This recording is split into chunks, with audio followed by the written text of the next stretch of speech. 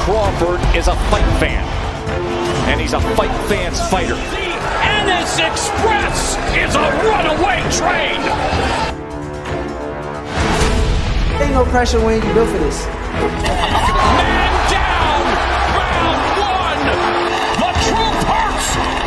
Ladies and gentlemen, presenting the undefeated super flyweight from San Antonio, Texas, Jesse Bam Rodriguez!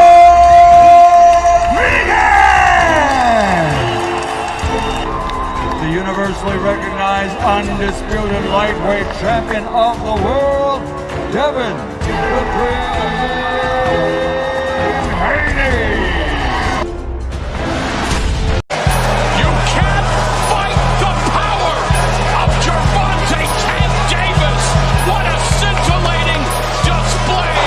Question Deontay Wilder's power. The proof is in the banana pudding as he just turned the lights out. Cool boy Stephen Fulton Jr. The Ennis Express is a runaway train. Ladies and gentlemen, fighting out of Las Vegas, Nevada, here is the skill, the highly regarded Devin the Dream Haney.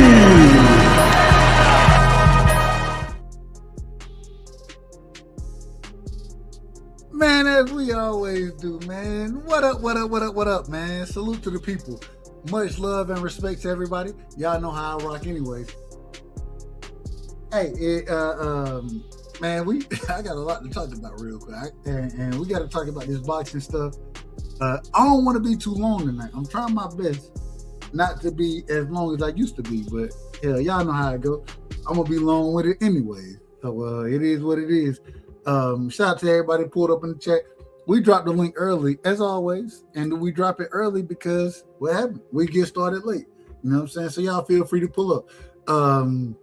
Real quick, shout out to my brother in the building, man. Hey, and me and shout out to my brother Cash in the building. Cash, we gotta get we got something we gotta put in order. We got something we gotta put in order. Shout out to my sister in the building, man. Shout out to Vacay. You know what I'm saying? A great show. Y'all go check Vacay show out earlier tonight. You know what I'm saying? If you want to hear niggas talking, go check the show out. That's what I'm gonna tell you. Go check it out. Because we was in order, but we was all the way out of order. Just how things happen. I ain't got no problem with it. Shout out to Evelyn in the building, man. Salute to my sister Evelyn. Much love and respect. You know what I'm saying? All smiles over there, man. Much love and respect to my sister Evelyn. Look, so I've been listening and watching and, you know, everybody, shout out to my brother Zulu in the building. I ain't seen Zulu. I ain't seen you in a second. You my brother and I love you. But I ain't seen you in a second. Much love to my brother, man. Much love and respect to him. You understand what I'm saying? I've been looking, watching, and Cash, I need you to pull up real quick. Only reason is because I want to start with this right here. I want to start with this. Shout out to my brother Ronnie Bravo in the building, man. That's my brother. Me and Ronnie, if you ask anybody, we can't judge a debate to save our life.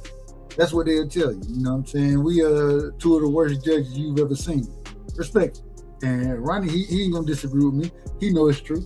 That's what they'll say about us. But hey, we know what we're talking about. Man, I sat there and I went back and I went back and watched the fights this weekend, right? I went back and watched all of them, including the Clarissa Shield fight. You know what I'm saying? Not anything else on that card. I'm gonna be honest with you. I didn't watch any of the other fights. I didn't watch those. Well, I did watch one. A brother fell off the stool. Did y'all see this? This Negro fell off the stool. I don't know what happened to him, but he got hit with a punch. He clenched his eyes at one point in time, and then when it went to the you know what I'm saying, the 30-second period, or excuse me, the minute period, that brother fell off the stool and fell down. I was like, what happened? I still don't know what happened there. Shout out to Coach Bernard Hackett. Hey, coach was like, man, that nigga's no, I'm still talking about it. Absolutely, I'm still talking about it. Coach said, man, that nigga, man, he just didn't want to fight. That's what coach told me. I didn't see it that way. I thought he was hurt. I didn't know what had happened, but I gotta say this. Shout out to my brother Pittsburgh T in the building. Oh Lord, Pittsburgh came in here. Pittsburgh said, "Salute my brother. Trump releasing UFO files is mandatory. You do a show on it." Hey, that's a fact. We get into conspiracy shows tomorrow. We got a conspiracy show coming. I plan to do it tonight, but I got to get all my information in order, right? And I want to allow other pieces of information to come out. When I say come out, I need some people to chop some shit up for me, and so I can't always chop it up. I need other, and so. But tomorrow we definitely gonna be rocking conspiracy wise, and we're gonna be talking about the Trump UFO situation. We're gonna be talking about the Epstein situation. We're gonna talk all of it. We're gonna talk everything conspiracies tomorrow after I get done and rock on my brother Luke. Shout out to my brother in the building, man. My brother Lone Star, I call him Steph. You know what I'm saying? Y'all might call him Lone Star. That's my brother right there. Hey, Steph. Hey, we re-signed Javante. Shout out to Javante Williams. We needed it, and it is what it is. Now,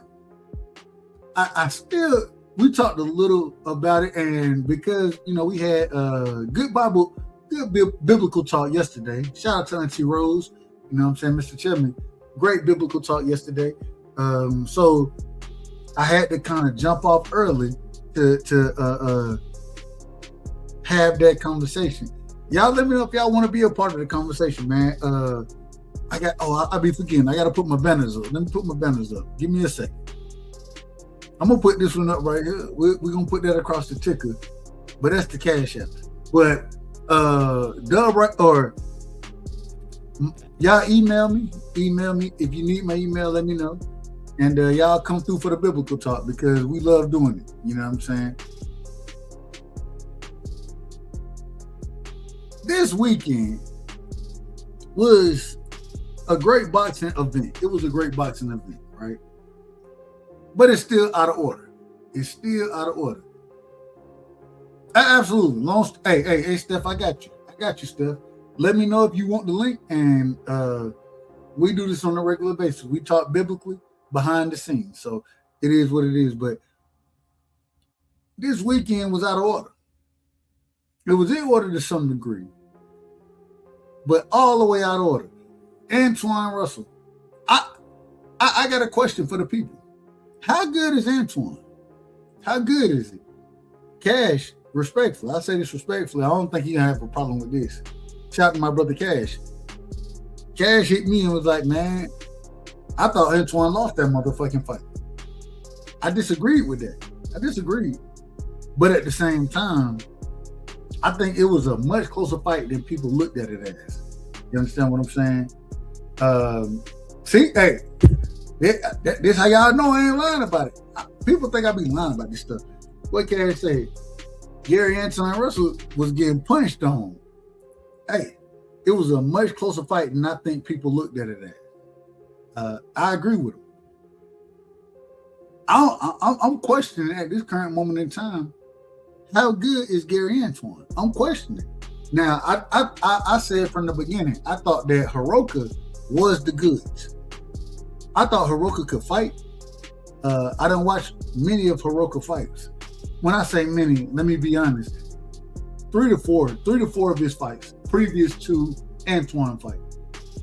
But I still thought that the brother could fight. You know what I'm saying? I thought it was a close fight. But it does make me question. And shout out to Mr. Gary, because Mr. Gary came out and said, man, Hiroka gonna give any of these dudes in the weight division trouble. He's gonna give them all trouble. He said that before the fight happened.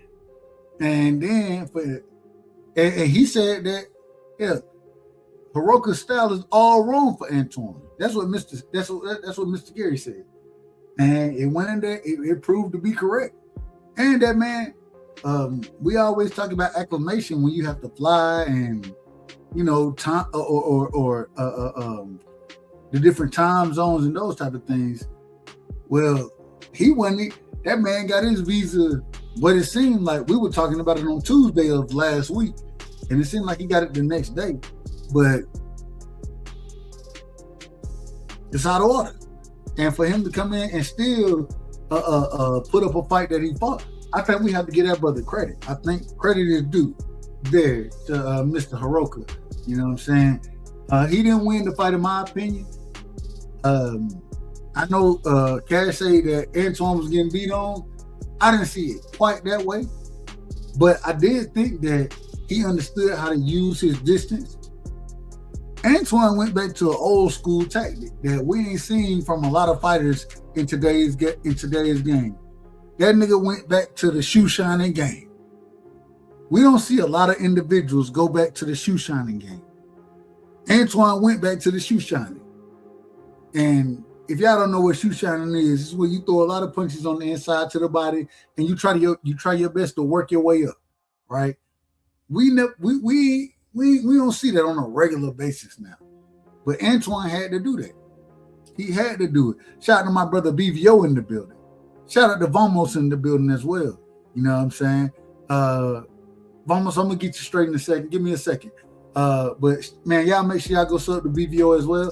Doing a hell of a job. We just had a great show over there. Shout out to Miss BVO. Miss BVO, she pulled up on us tonight. And hey, shout out to Miss BVO standing on her square. You know what I'm saying? I thought she did a beautiful job of standing on her square tonight. And I got a lot of love and respect for Miss BVO. So it is what it is. Shout out to Coach Bernard. Hey, y'all go watch. Y'all make sure y'all go over to BVO and re-look or look at the replay. You know what I'm saying? Hit the like button, of course, and watch what happened, because it was a great dynamic that was going on right there. It was great. I enjoyed it. But going into this right here, I gotta ask the question. How good is Antoine Russell? How good is Gary Antoine Russell? I have to ask that question, right? I gotta ask the question. How good is Mario Barrios? Right? Mario Barrios, he lost to Ryan Garcia convincingly. Ryan Garcia put hands on that man. Beat the dog shit out of him, in my opinion. But how good is Mario Barrios? You got to remember, the man had a draw with Abel Ramos and pulled punches and ended up having a draw with Manny Pacquiao, one of the oldest individuals fighting right now. You know what I'm saying? I'm just asking, how good is it? Does that really prove that Ryan Garcia is a good fighter? Does that prove that? Because he beat somebody that I think everybody thought he was going to beat. I don't know.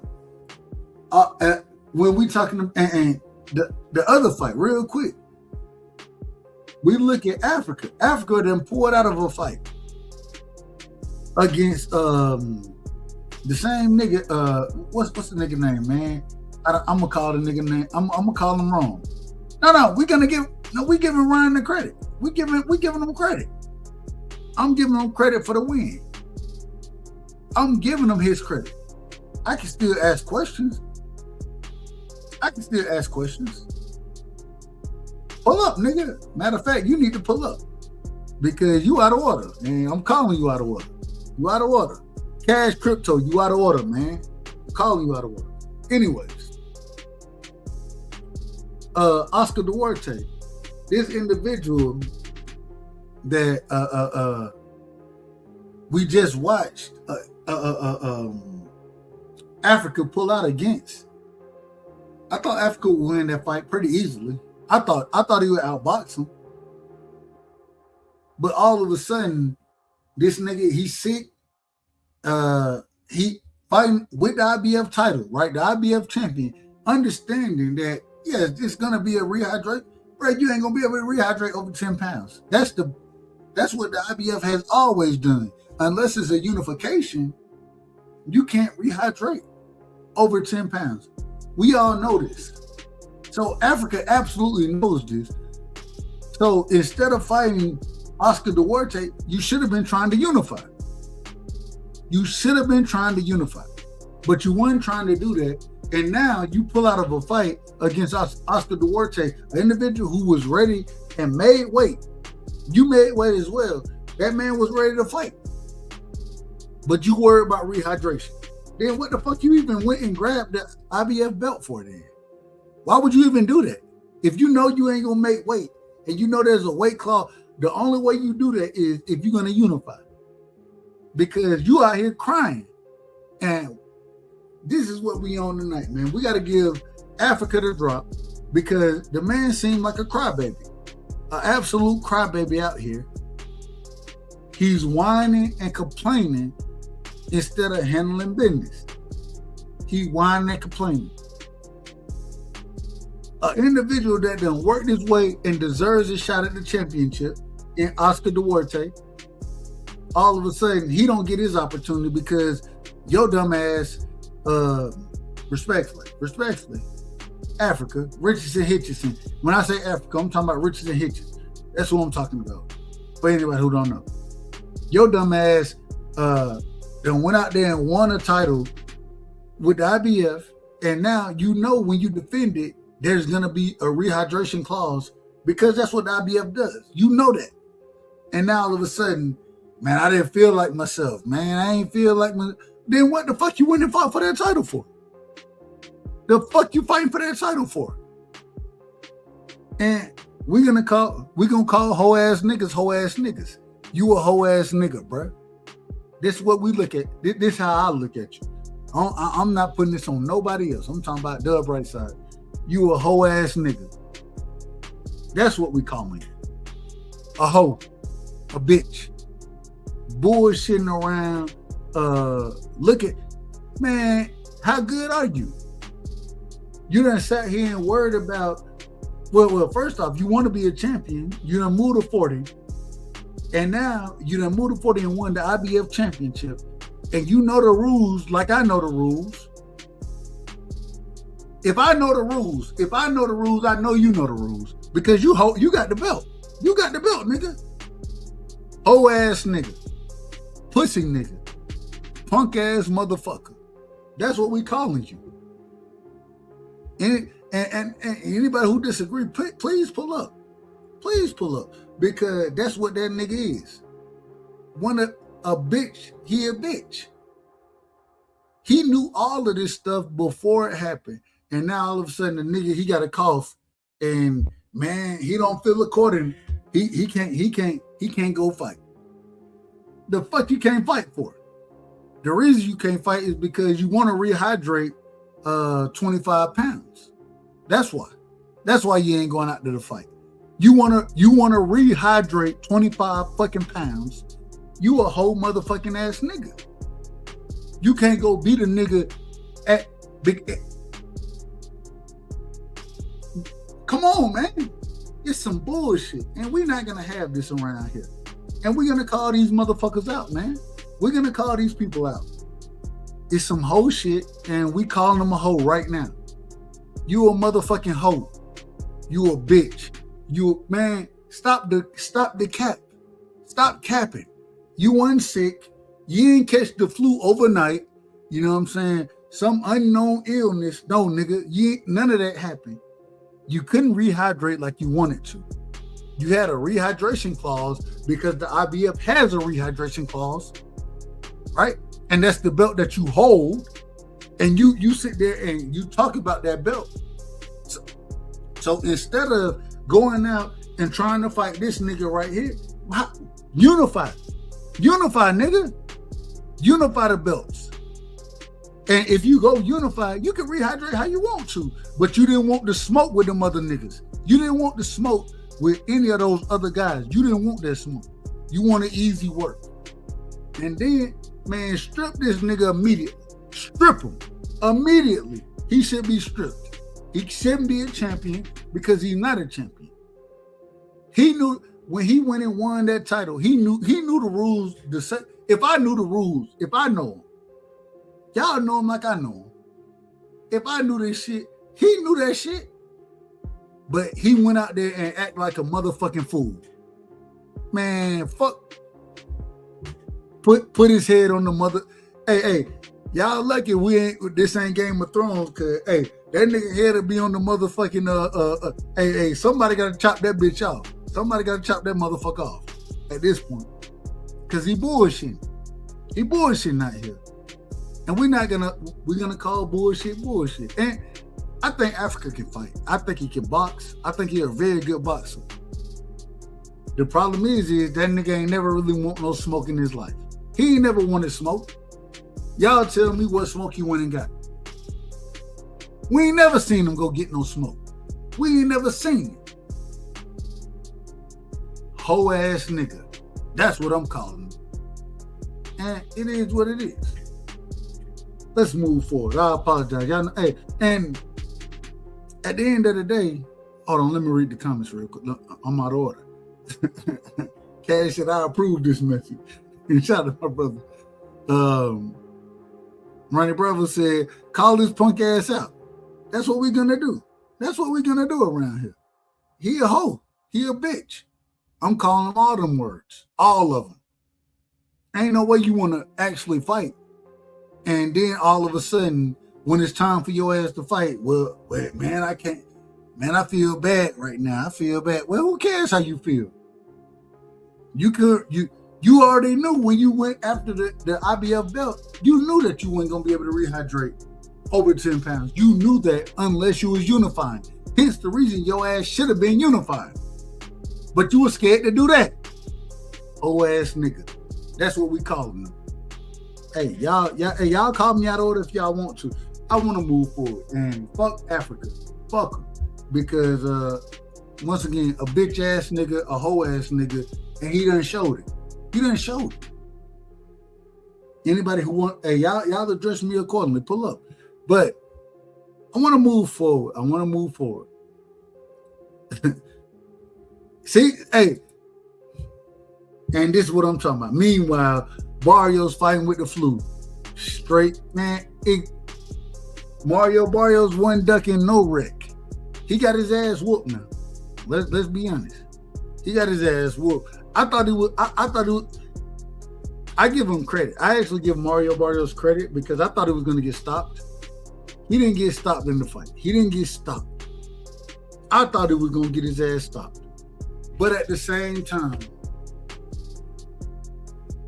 at least he went out there, even flu or not, you know what I'm saying? That nigga went out there to fight. And I give him credit for that. You know what I'm saying? He ain't ducked no wreck. Sick or not. And I still don't even know if he was sick. I'm not even giving him credit for being sick. I thought he was going to get beat anyway. So it didn't really matter. I want to give Ryan Garcia some credit. Ryan Garcia went out there and showed me something different. That nigga, we always speak about the left hook from Ryan Garcia, right? One of the best left hooks we see. Shout out to my brother Teach in the building. What Teach say? Teach said, every time I come up, I get complaints about my man. Pull up, man. Don't worry about that, man. You good to go. If your mic out of order, though, I'm gonna call your mic out of order. But pull up, feel free. I'm just telling you, if your mic is in order, then it's gonna be in order. I'm not trying to silence you. You know what I'm saying? You my brother, and I love you. You out of order sometimes. Hell, I'm out of order sometimes. So it is what it is. But Ryan Garcia, he went out there and showed me something that I didn't even expect. That nigga, Ryan Garcia went out there and let the right hand go, fought behind a jab.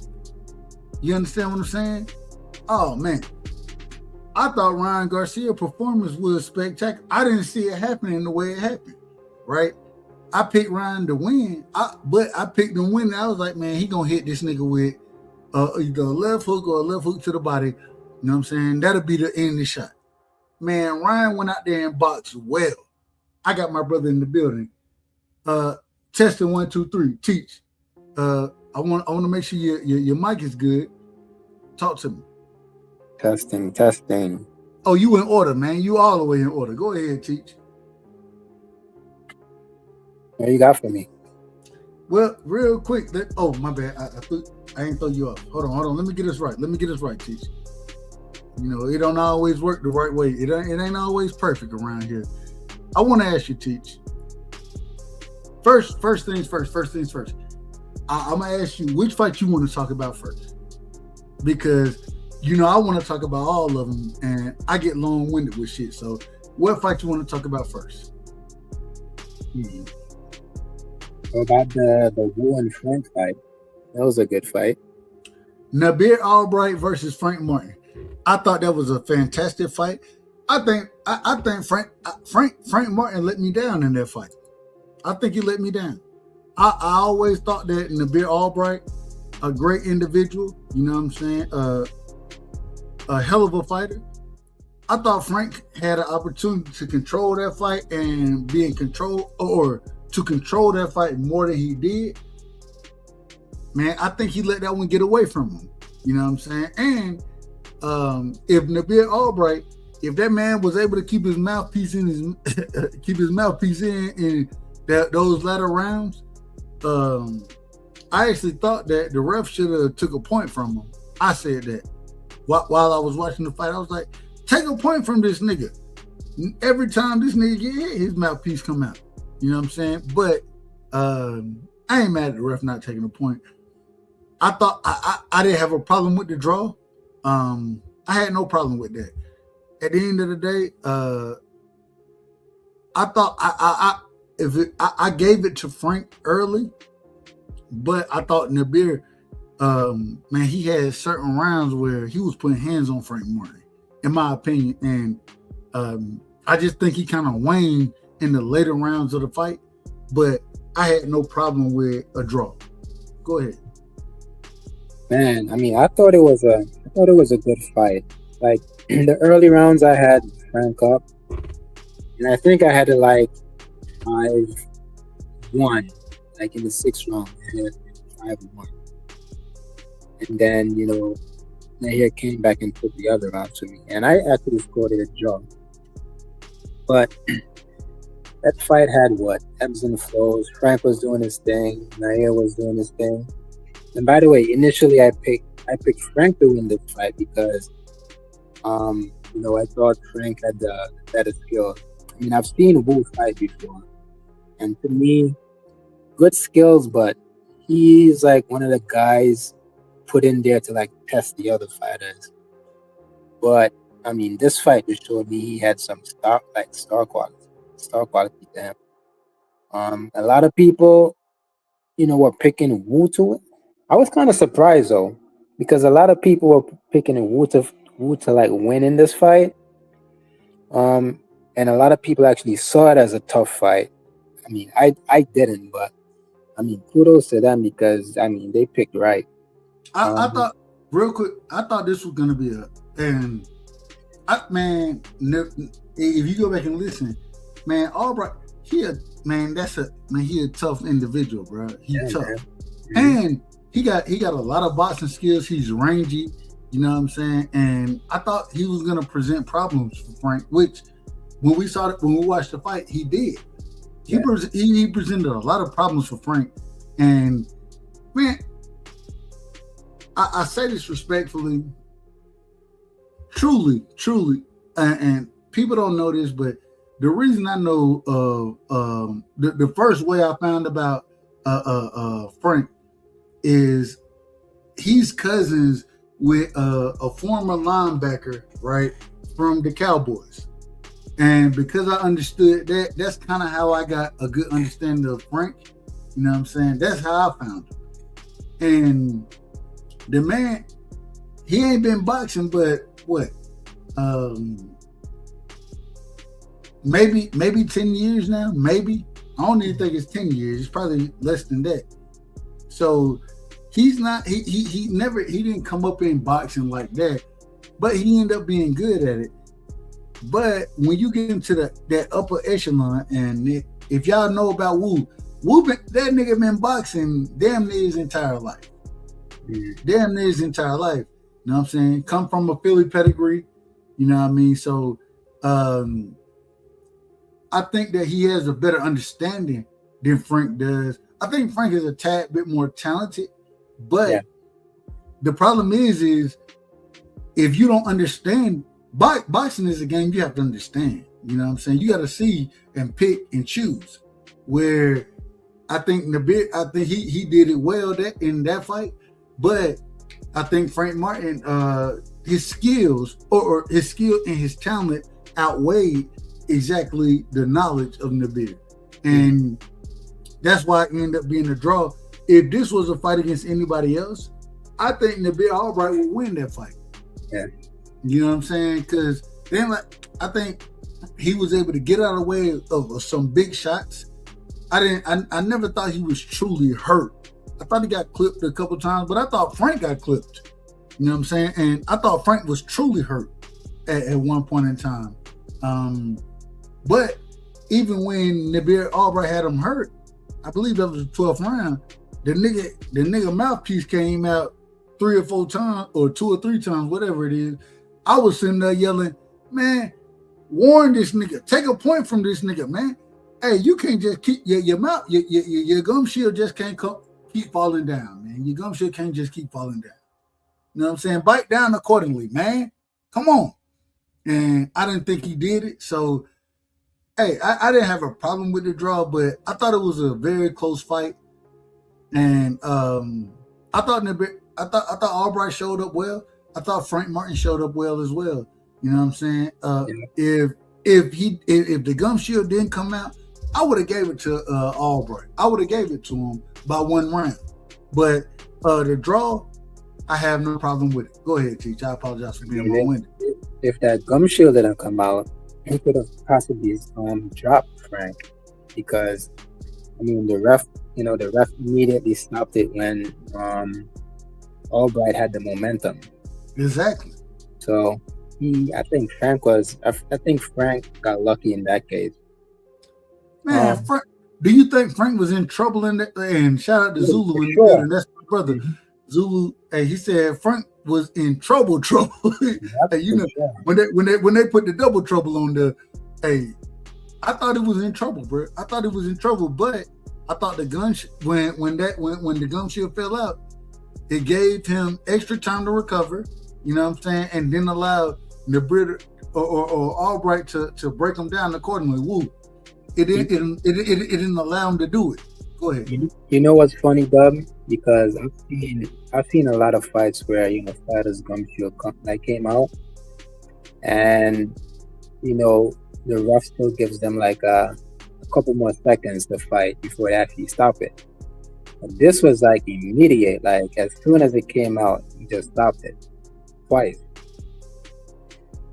But the thing is when it come out back to back, right? Like if it don't come out, then man, and that's why I said I was talking to Coach Jalil Hackett's father. You know what I'm saying? Bernard Hackett, talking to him during the fight, and I was like, man, if the mouthpiece don't come out right there, bro, you can press his ass. You could probably get him out of there. And that's what he was doing. He tried to press him when the gum shoe came out. He tried to do it, and to me, it's like you just don't stop the momentum right there. You let it go on for like a few more seconds to see, then you could stop it. But you can't just have and Coach Hackett, he said it to me. He's like, man, hell, when you got a $3 mouthpiece in that motherfucker, that's what's gonna happen, man. Spend a couple dollars on your mouthpiece. That's what the coach telling me. You feel me? So I understand. At the same time, I do have to give, man. I'm blaming the beer and his team. I'm blaming them because, man, spend a couple extra dollars on that damn gum shield and don't let that motherfucker come out. Man, you can press this nigga out, bro. You can press him out, but it wasn't able to happen that way, and it ended up being a draw. I thought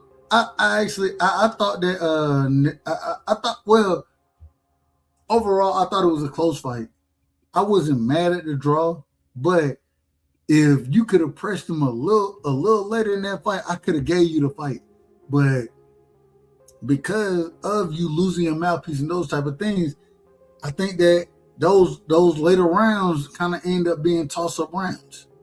Yeah, exactly. And the other point is, you could tell that Albright he's more of a 12-round fighter than Frank is. I know this is 10 rounds, but if it had gone 12, I think Albright would have stopped him. I agree. And this is the other question I have. How good is Frank Martin? I think Frank is good. I don't think he's bad. He just needs to work on a few things. His stamina for sure, because he gets winded. You could tell. He got too many muscles on him, man. He got too many muscles on him. And I mean, the skills is there for sure. I think he got winded. That's why he got clipped, to be honest. But he just got to work on his stamina. If you had to judge Frank Martin on a scale of 1 to 10, what would you give him? As far as being able to, because we done watched him. He went out there, and I mean, I think we all agree. Tank is a dog. You know what I'm saying? Tank is at a different level than a lot of these guys. So I don't criticize him for that performance. But when we look at his last 2 performances, what rating would you give Frank Martin? I mean, I'll give him a solid 7. I mean, again, I think Frank is good. Definitely good skills, like the way he boxes. I love the way he pivots too. Kind of like that Loma thing he does. He just got to work on his stamina. That's all. Real quick, anything else you got on that fight? Because I want to ask you about another fight, Teach. Not really, man. I just hope Wu gets more opportunities after this, because I mean, he showed out in like what? He deserved it. Now, like he fought Keyshawn, had a draw on one of the scorecards. Yep.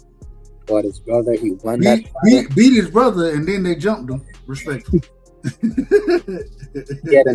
think he had a nice tough fight with like Jermaine Ortiz, but he lost that fight. But that was still a good fight. That was a good fight as well. Good fight. Yeah. And Jermaine Ortiz, regardless of what people want to think, I don't think Jermaine Ortiz is at the top level, but he right there, right under the top level. I think he's still a really good fighter. I think Jermaine Ortiz is a really good fighter. One thing I would like Wu to do though, because the dude is so tall and long. Like I wish he used his jab more. He smothered his work, and he goes in close.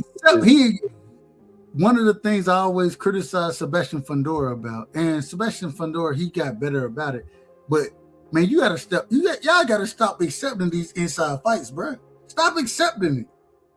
Stop accepting these niggas trying to fight you on the inside, bro. I know y'all think y'all gonna fight on the inside, but stop accepting it and utilize your range. Yeah. Utilize it. Because when you look at his jab, right, he has a good jab, in my opinion. And really good jab to the body too. Absolutely. But I think he likes smothering his brother, like getting in close and stuff with his user range, man. Like you're taller than these people. I don't know. I'm not gonna say he likes it. There are times where he just accepts it. You know what I'm saying? And when you taller than people, you know what I'm saying, the first thing you understand is that, man, for me to win a fight, you know what I'm gonna do? Or for not for me, but they're gonna try to press me on the inside. So I gotta learn how to fight on the inside. And I think that's what Fundora has done. I think that's what Nabir has done. Albright, Wu. But at the same time, man, if you take half steps back and continue to utilize your length, man, you will be so much more impressive and so much, man, you can style on individuals, in my opinion. That's my opinion. I might be wrong about it, but half steps back from Nabir, man, they would be incredible for his for the way that he fights. And if they do get you on the inside, we understand you can fight on the inside. We understand it. You didn't practice that. But man, take them half steps back and box his ass, bro. Box him. Another thing that I appreciated about what Albright did was, Frank, he was kind of pivoting a lot, taking angles. Mm-hmm. But I think later on in the fight, Albright caught on to it, and he started taking those same angles with him when, he would turn and whatnot. So he picks up on things. He has a good brain for boxing, you could tell. I think that I always said that I think that he's underrated. You know what I'm saying? I think he's a lot of people, they tried to make him quote unquote a gatekeeper, or you know what I'm saying, that individual that you got to fight to get over the hump. Man, niggas ain't whooping him like that. It's not happening. And the reason that ain't happening because that man can fight. He understands boxing, you know what I'm saying? He hook well, you know what I'm saying? He goes to the body well. I love watching that brother fight. And man, I can't wait to see him fight again, man. And I can't wait to see Frank Martin fight again. I wouldn't mind a rematch. I wouldn't mind a rematch in this situation. Listen, Shakur is getting these picks right, man. Like he picked Wu to beat Frank, even though it was a draw. But some people had Wu win in that fight. One of the reasons is because Shakur said that he's fought with Wu before, so he knows how strong he is and how awkward he is. Amazing. Let me ask this. I gotta ask you this. And Antoine versus Hiroka, right? Hiroka comes over, and from everything that we saw, and correct me if I'm wrong here, Teach. You probably know better than I do, but Hiroka, I don't know when his visa got approved. You know what I mean? But it seemed to be the week of, so it seemed like he only came to the States the week of that fight. And for him to go out there, I thought he put out a great showing against Antoine. I'm asking the question: is Antoine as good as we think he is? Because you done heard me talk about this for a while now. Correct me if I'm wrong. I done talked about Antoine. I love Antoine. I think Antoine can fight. I got questions about that young brother. I got a lot of questions about Antoine Russell. And the questions I got, we're going to get to them in a second, but do you think if Hiroka would have had, say, 2 weeks over here, because even without 2 weeks, it was still a close fight in my opinion. I don't care what the judges say. I'll tell you how I'm looking at it. It was still a close fight. If he had the 2 weeks over here, those type of things, do you think it would have been that much better of a fight? Oh, definitely. I think getting in the country like 2 days from Japan, that's crazy, and he doesn't have jet lag. I mean, it takes me like a week to get over my jet lag. So I don't know how he did it, but the dude came and he performed well. I think it's out of real quick, and I apologize. I ain't mean to cut you off, Chief, but we got my brother in the building, man. Easy Work Boxing is in the building. Shout out to my brother Easy. Y'all make sure I go sub to his channel. What's up? Easy. What's up, y'all? How y'all doing, man? I gotta ask you. We gotta ask the question directly first. We gotta ask it first. Do you think, in your opinion, because I don't, and once again, I'm a fan of Antoine Russell, a big fan, and I want to say this first, and so give me 1 quick second. Shout out to Batman. That's my brother. I love him. Batman used to always tell me, man, when and I don't know if everybody who know who Batman is, but Batman is one of the Russell brothers. You know what I'm saying? I think he's the older brother in that situation.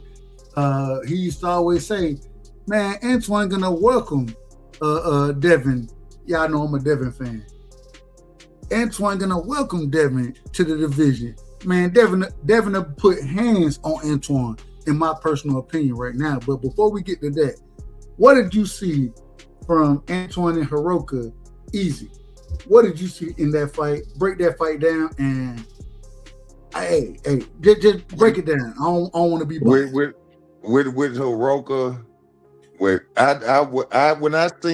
I studied the tape on him, and I looked and I saw that he fought most of the Japanese fighters, but what I understood was he do what he have to. If you less on another level than him, then he gonna fight you a certain way. Mm. But when he fought Barroza, I saw his jab. That jab is dangerous. It's dangerous, and it's long. And it's long. It's long. Yeah, I was like, hold up. I was like, this dude, he stepped up to the level of competition. Now, I thought that, he was like kind of defensive, like slow, he wasn't responsible when he throw his punches as far as protecting himself. But man, if Hiroka would have started early, we'll be seeing another WBA champion right now. And I want to ask one quick question. This is I'm gonna go to Teach. I'm coming back to you, Easy. I want to ask, do y'all think that shout out to my brother in the building, HB, the voice of reason. We kind of talked about this the other night, but I want to ask y'all, do y'all think that there was a tad bit of nervousness, right, from Hiroka going into the fight with Antoine? I think he was a tad bit nervous. He didn't understand exactly how to attack, and when he wanted to fight behind that jab, Antoine was trying to close the distance, but it seemed like he couldn't close it the way that Antoine wanted to. We watched him shoe shine out there, you know what I'm saying? Work the body early and then try to come up with those combinations, come up to the head. We know what shoe shining is, but I'm coming to you, Teach, going to you, EZ. Do you think that played a part as far as how Hiroka fought the fight, or do you think that he just wasn't, or that? Let me put it this way. How do you think that the shoe shining and the body work of Antoine played in that fight against Hiroka? Let me put it that way. Go ahead. I think it played a major part as far as I knew Gary Russell was going to be getting off because his hand speed was faster, but then in the fight, I noticed that Hiroka, his hand speed was just as fast. I was just about to say his hand wasn't faster than Hiroka's in that fight. Yeah, I thought Hiroka was slow, but when I was seeing him throw from the highlights, y'all, when I had to watch the real fight, when I seen the highlights, I said, damn. I said Hiroka was beating Antoine Rose's ass. But then when I seen the real fight, I was like, nah. He started late, but if he would have started early, we have a whole new champion. But it was another question you asked before, and it slipped my mind because somebody blowing their horn. I gotta get my food. But what was the first question, brother? Hey, you probably know better than I do. I'm out of it anyway. So, real quick, let me get Teach in here. Real quick, as far as that fight go, Teach, Antoine and Hiroka, hand speed, thought process. I just think that, man, I really honestly believe that if I have to go back to it, and if Hiroka had a true training camp in the States, didn't have to worry about the visa situation, none of that, man. And this is me looking back, and what they call it when you looking back on a situation, hindsight being 2020. Hindsight being 2020, man. Man, I might go back and pick Hiroka to win that fight. Antoine got hands put on him in that fight. He won the fight, in my opinion, but I thought he got hands put on him. What's your thoughts, Teach? I mean, I didn't think he was nervous at all. I just think he was cautious because of the way Gary fought. Because Gary likes to rush in and use his hands to get his thing off. But Hiroka, I think he was just cautious. That's why you see him, putting that jab out there without really hitting anything. So I mean, he did that for quite a few rounds before he started to do his thing. So obviously, looking at those rounds, you got to give Gary those first, few rounds, but more cautious than nerves to me. And in the second half of that fight, we saw what Andy did. Go ahead, Teach. Yeah, we saw what Andy did. And the body work is just what did it, man. The body work that did the damage. I want to ask low key. I had Andy winning low key. Hold on, you had him winning? Yeah, but I'm not mad at I'm not mad when Gary's way. I ain't mad at you. Hold on, real quick. My brother Cash, he hit me, and Cash was like, bruh. And shout out to my brother. Hey, see, look, hold on, real quick. This how y'all know I ain't lying. Y'all see what he say? I swear to God, Cash, he hit me after the fight. He was like, bro, I had Hiroko winning that motherfucker. Hey, listen, Dub. I kinda disrespected Andy, man, because before the fight, I said like no Japanese fighter at that weight class is beating a Black American. That's what I said. But this is And the he proved problem. me wrong. If y'all go back and listen, I was like, man, this one of the, in my opinion, this was gonna be the fight of the night. The reason it was gonna be the fight of the night is because I don't know if y'all done watched Andy Hiroko fight. I done watched this man fight, right? Before Junior knocked before he knocked out Sasaki, you know what I'm saying? Hiroko beat the dog shit out of Sasaki. Respectfully, I say that respectfully. Yeah. Hiroko can fight. I always said that. My thing is this though. The thing is, we never seen him again. Man, hold on. My thing is this. I felt like I was like, man, Antoine gonna be able to press his ass and kind of press him out of there, this, that, whatever.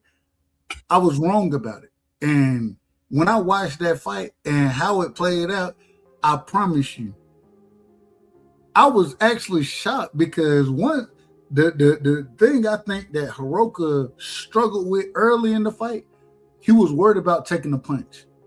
I think he was worried about it. When he ended up having to take a punch and understood that this motherfucker ain't finna knock me out, then he started biting down and gritting that shit out. You know what I'm saying? That's when he really started putting body work in there. Early in that fight, that nigga was fighting behind his jab, which it's always great to fight behind your jab, but he wasn't putting that behind it. Man, he took a punch and he was like, man, I can dog this shit out with this motherfucker. And I want to ask you, Easy. I'm asking you, how good is Antoine Russell at this current moment in time? How good, and also how good do you think Hiroko is? I don't know if you've watched Hiroko previously before this fight. I can't speak for you. But how good do you think these guys are now? Gary Antoine Russell, hell of a fighter, man. You know, he gonna bring it every time. He gonna give you your excitement. But at the same time, I see Gary Antoine Russell as a B- close to C+ fighter. It looked good. It looked like he can run through people his size, the way he throw his punches, but when he run up on somebody who gonna be willing to fight him and box him, I mean, listen to what I'm saying, fight him and box him when it's necessary, he'll get beat. He'll get beat. We watched Puello. Puello wasn't scared of him. You know what I'm saying? Longer than him, rangier than him, boxed him. Yeah. And he lost that fight. I thought it was a close fight. I thought it was a very close fight, but I had no problem with them with the judges giving it to Puello. But at the end of the day, man, I promise. I thought that Antoine. I was like, man, Antoine. He because when I look at Mr. Gary, right? When I look at Antonio, I don't know if y'all watch Antonio box, but they more of individuals that, man, they can fight on the back foot, they can outbox you. You know what I'm saying? They're gonna be slicker than you, that type of thing. I'm looking at Antoine. I'm like, okay, I think you got that slickness with you, but you also got that pressure with you, so you can do it all. I ain't seen the slickness. I ain't seen the keeping your head up. They one-dimensional. Go ahead. I'm sorry to cut you off, brother. I apologize. You good. Go ahead. The Russells, they look good, but they one-dimensional. If you look at it like this, they fast-handed, they come forward, you know what I'm saying? If you box the Russells, you beat their ass easily. If you put a jab on them, and like I said, when they get you up against the ropes like a Gary would, and you can counter punch on the inside with him, it's an easy victory. They one-dimensional. They just rely on speed. They look. When I remember, bro, back in the day when Gary Russell first got hot, they was talking about how fast his hands was. And no lie, from looking at it when I'm young, I'm like, damn, he could beat anybody's ass. His hand. And what happened? He ran up on Lomachenko and Loma whooped his ass. Yeah. All that shit don't mean like they coming out and saying now. All that pad work punching shit. It looked good, but if you will go back and watch the documentaries, old school trainers say, fuck all that, hit that bag. Hit them real quick, man. We got my brother in the building, man. You know what I'm saying? Hey, my brother Pay is in the building. Pay, welcome to the show. You know it ain't nothing but love and respect. What's going on, big bro? Man, talk to me, my brother. We talk right now. We on the Antoine versus Hiroka fight. What did you see in that fight, my brother? I think Hiroka gave him a lot of I wouldn't say a lot of problems, but I think he overcame the fight. I kind of had him up 7-5 against Hiroka, but it was a great performance though, bro. That I had to say. A great performance from who? From Hiroka. Antoine? From no. From Hiroka. Okay. No, hell no. Yeah, I think he struggled, bro. But I think he kind of picked it up in the 11th and 12th round. But that dude long as hell though, bro. Man, and like we said earlier, I want to get back to teaching in a second, but as we said earlier, even with him coming over and the man was struggling to get his visa the week of the fight, so he wasn't even over here. Man, if that man would have been here 2, 3, 4 weeks, I always say if you traveling across the world, if you traveling across the world, you want to get there at least a month before, right? Yeah. That brother got there 3-4 days before the fight, man, and still had the performance that he had. Yeah. I'm just being honest. I think it might have been a tad bit different if he was here earlier. I think it might have been different, but I can't prove that. So I don't want to make. I'm not making no excuses for anybody. But I didn't think Antoine looked great in that fight. Matter of fact, I think there were flaws shown. And when I look at Antoine now, and y'all done heard me say this, I thought I said a while ago, I was like, man, these niggas don't want to fuck with Antoine, bro. They don't want to fuck with him. He can box, you know what I'm saying? He can come forward. He kind of got it all. I don't know if he got it all. I don't know if he got it all. I'm questioning my or as far as my eye goes, I'm questioning it now. That's how I'm looking at it. No, you got every right to, bro. I think with different style, I knew he was gonna be a tough opponent though, bro. I agree. I agree with that. I think that's gonna be a tough opponent for anybody that step in the ring with him. Agreed. And that's why I'm not gonna shit on Antoine, but I always thought, I said, man, this is gonna be a tough ass fight for Antoine. I think he should win the fight, but it's gonna be tough to win because once again, I don't think a lot of people look at those fights. You know what I'm saying? That's over in Japan and shit like that. So, you know, I ain't gonna say everybody, but I think the people on the panel, we watch fights. You know what I mean? We look at these guys.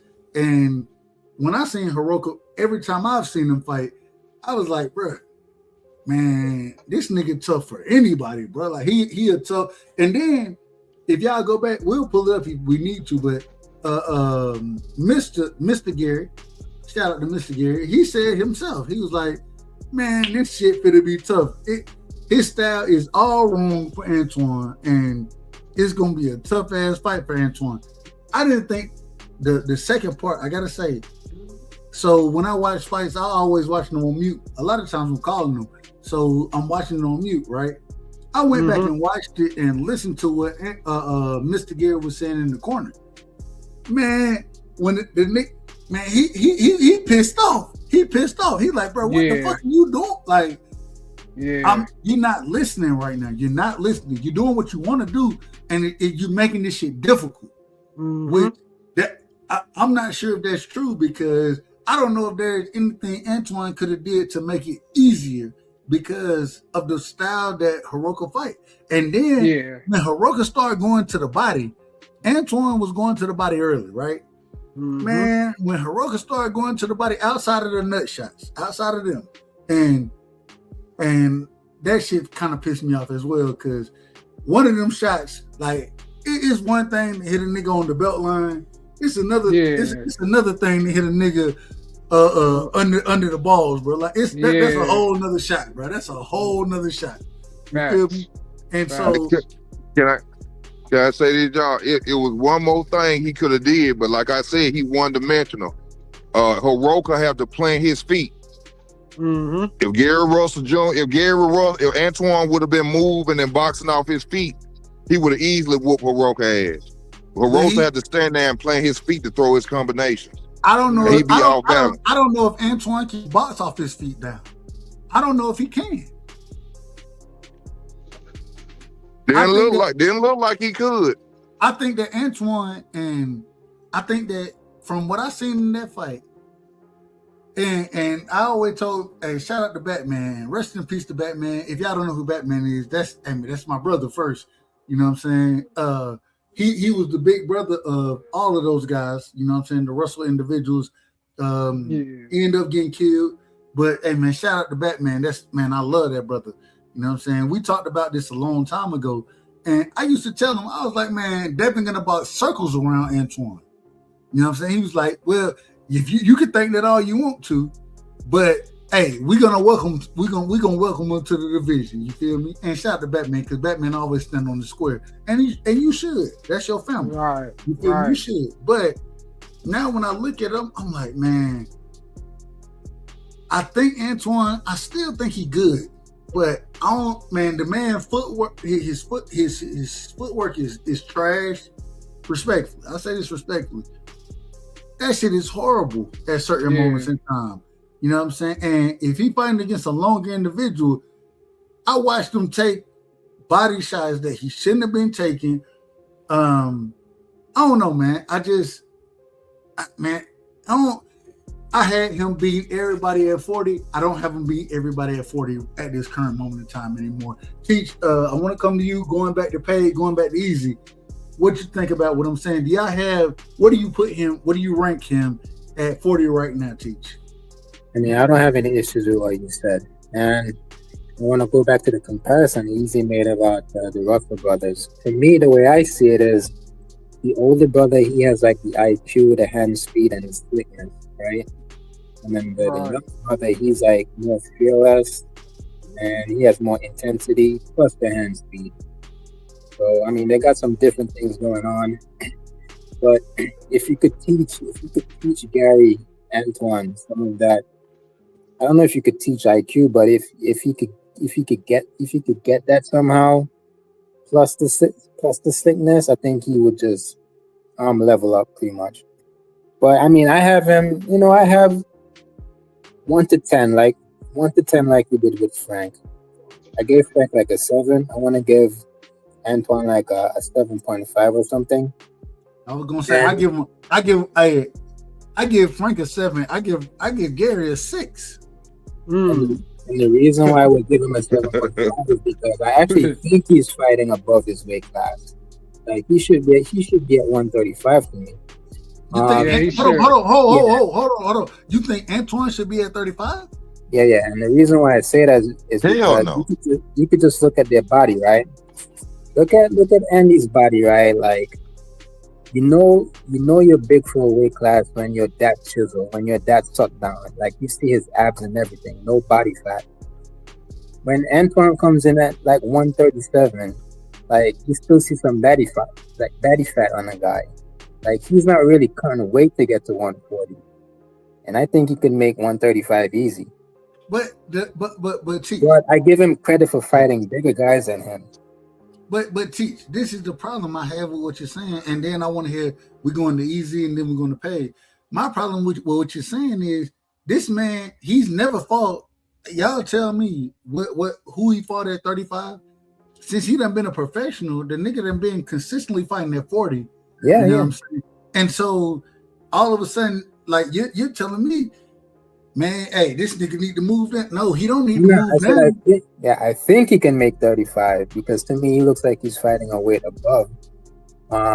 Because you know when he previously comes in weight at like in the 130s, and he doesn't look chiseled or anything. You can still see some body fat on that guy.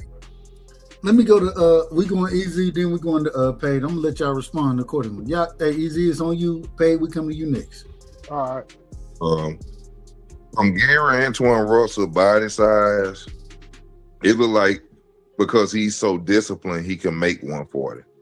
You know, Gary Antoine, he look like he don't drink, smoke, do nothing. And his muscle mass is a 147 pounder. Probably even his natural walking around weight probably is like 170. It looked like. He just in shape and you know what I'm saying? He stay in the gym, but no, going down, no. If anything, he probably need to go up. He's a big 140 pounder as far, even though that means nothing in boxing about your muscles. It looks like he's just disciplined enough to make 140. To me. I can't disagree with it. Hey, go ahead, and then we got my brother in the building, man. Shout out to Cash Crypto. Cash, we coming to you next. It's on Paid though. Go ahead, Paid. Yeah, bro. I think he should stay at 40, bro. I think he kind of too big for 135, bro. And did y'all touch on the Frank Martin fight yet? Yeah, we talked about it. Go ahead. Okay. Go ahead. Yeah, I had to give it up to Kate because he told us, bro. Like I didn't look at it right away, but yeah, he definitely got gas tank issues, bro. Frank gonna be in trouble, bro. When he start going against elite fighters, bro, he gonna be in trouble. I don't know if he get the opportunity to go against elite fighters. I don't know if he gonna get the opportunity. That's what happened against him and Tank. He gassed out. Yep, he gassed out. He a front runner. Tank stayed in the corner. He said, "I'm just waiting on him to slow down." He said, "He power. He got some power right now." Yeah. I don't know if we ever see Frank Martin against elite fighters again. I think the Tank fight was the elite fight. He went in there and I ain't even gonna lie. If that man didn't lose his gum shield, 3 times in that last round, I thought he had Frank hurt. You know what I'm saying? Yeah, he did. I thought and once again, because he lost his gum shield, then the ref kind of stopped the action, that type of thing. You know what I'm saying? Stopped it twice. And if he didn't lose that, I think he could have stopped Frank. I think he could have stopped him. He definitely hurt the fuck out of him. So, real quick, let me get my brother in the building, man. Cash Crypto, my brother from Alaska is in the building, man. This is my brother. Real quick, and I want everybody to know. Cash told me. Say it again. What you said, Teach? No, I said salute Cash. What up, everybody? What up, Teach? Cash told me, and correct me if I'm wrong, Cash. Cash was like, bro, I had Hiroka winning this motherfucker, bro. And I was like, I had Antoine winning, but at the same time, I ain't mad. Break it down, Cash. What did you see? I just think you gotta put hands on the champ to even beat the champ, and I thought he put hands on the champ. I had it close though. It was. I had it close, but man, then I watched it again. I said, man, all right, if y'all want to tell me the point deduction gave Gard a win, I'll let you slide. But when I seen Sam Watson with that old ear-to-ear Joker smile, I said, oh, they done slid the envelope. Oh, no. Hey, see, y'all be thinking I be capping when I be saying them manila envelopes being slid. Y'all think I be capping when I say that. I be telling the truth. 9-3? Man, what? Man, some of that shit, it was 9-3, and the crazy thing is this. It was much closer than what the scorecards made it seem to be. But at the end of the day, hey, I will say, the one thing I gotta say is I think that his corner felt like, hey, bro, you losing. That's why they, hey, the nut shot that nigga took against Antoine, That wasn't even a accidental nut shot, bro. That's one of them bitches. Hey, do what you got to do, bro. Do what you get. He hit him under the motherfuckers, man. I'm like, come on, man. You I out of wouldn't have order. been mad if Gar got his low blow back. Shit, get your low blow back, man. Nah, Shit. Right. man, that ain't how you don't box like that, though. You don't box like that. Yeah, I'm Shit, when kinda, you gotta, so when you trying to slow a motherfucker down, sometimes they go that way. Hell yeah. man, I'm For kind of real. surprised Gary didn't take the whole time off. Like he came back like after a couple of seconds. Gary started off good. Gary started off good, getting in. Like he started it was his fight for a few rounds, and then it turned to Andy's fight. Gar Yeah. body language was looking horrible. I was like, oh man, this ain't looking good. Mhm. I gotta ask you guys this because to me this was kind of like the Puello fight, because initially in that fight I had like Puello winning the fight for the first. No, I had Gary winning the fight for the first couple of rounds, and then I gave Puello the late round. It's pretty much the same in this fight, but I feel in this fight Gary was hurt a lot more. So if Puello won that fight and then Gary won this fight, like I don't know what to say. I think he looked worse in this fight. Yeah, for sure. Yeah, he did. He did. Body language was horrible this fight, man. Yeah. Oh, now I want to ask, and I ain't got no problem with what y'all saying. I want to ask this. And shout out to Aircraft in the building, man. Aircraft carrier said, "Hey, I did. This is a fact. I'm gonna highlight the comment. Dub told me Gary was elite. I thought it. Hey, it is what it is. I thought he was the next coming. You know what I'm saying? Especially at the 40-pound division. I gotta change my stance on this. I have to change my stance. Yeah. I think that and hold on real quick. Anytime I get new information, then I always say, once I get new information, I got the right to change how I'm gonna look at shit, simply because what I seen at one point in time may not be what I see now. You know what I'm saying? Right. Not everybody's Floyd Mayweather. Everybody can't deal with every style, man. There's a style or there's something that's gonna give you trouble sometime, sooner or later. Yeah. Shit. Agree. But this is the problem I have with Antoine is that the thing that I loved about it, I was like, okay, I think, and this is just my mindset. I was like, bro, you come from a boxing school, right? So I think you know how to box. You got good footwork. I thought you had good footwork. I thought you had good footwork. It don't seem like you have it. But when we look at his brothers, right? If you look at Antonio, if you look at Mr. Gary, always, man, some individual, good footwork, fast hands, you know what I'm saying? He was the one that could press a motherfucker. They're not really going to press somebody. They're going to outbox them. But now I got somebody who can press them, and he coming from the same school that they come from. So I figured that he got that same footwork. He got that same IQ. I'm wrong. It seemed like I'm wrong about it right now. It seemed like I'm very wrong about it. I kind of feel like Teach was saying, I feel like if you could combine Mr. Gary and Gar together, you'd have a hell of a fighter, man. But Gar is missing something. He don't got what Gary got. But the problem is Gar, he being taught by? First off, he was being taught by his father, who taught Mr. Gary and Antonio, right? And they both have good boxing skills. Antonio ain't got no power, you know what I'm saying? Hence the reason he got his ass knocked out. Respectfully, I said it respectfully, but he got his ass knocked out. Mr. Gary always been able to box with the best of them. You know what I'm saying? They got beat a couple times. Nigga threw his shoulder out. Ain't always been healthy. Okay, cool. Well, you healthy and you a power puncher and you a come forward guy. Now I think that you have the same skills that they have with more skills. That's how I looked at it. I think I was wrong about it. I think I'm wrong about that now. No, the IQ is different though. That's the thing.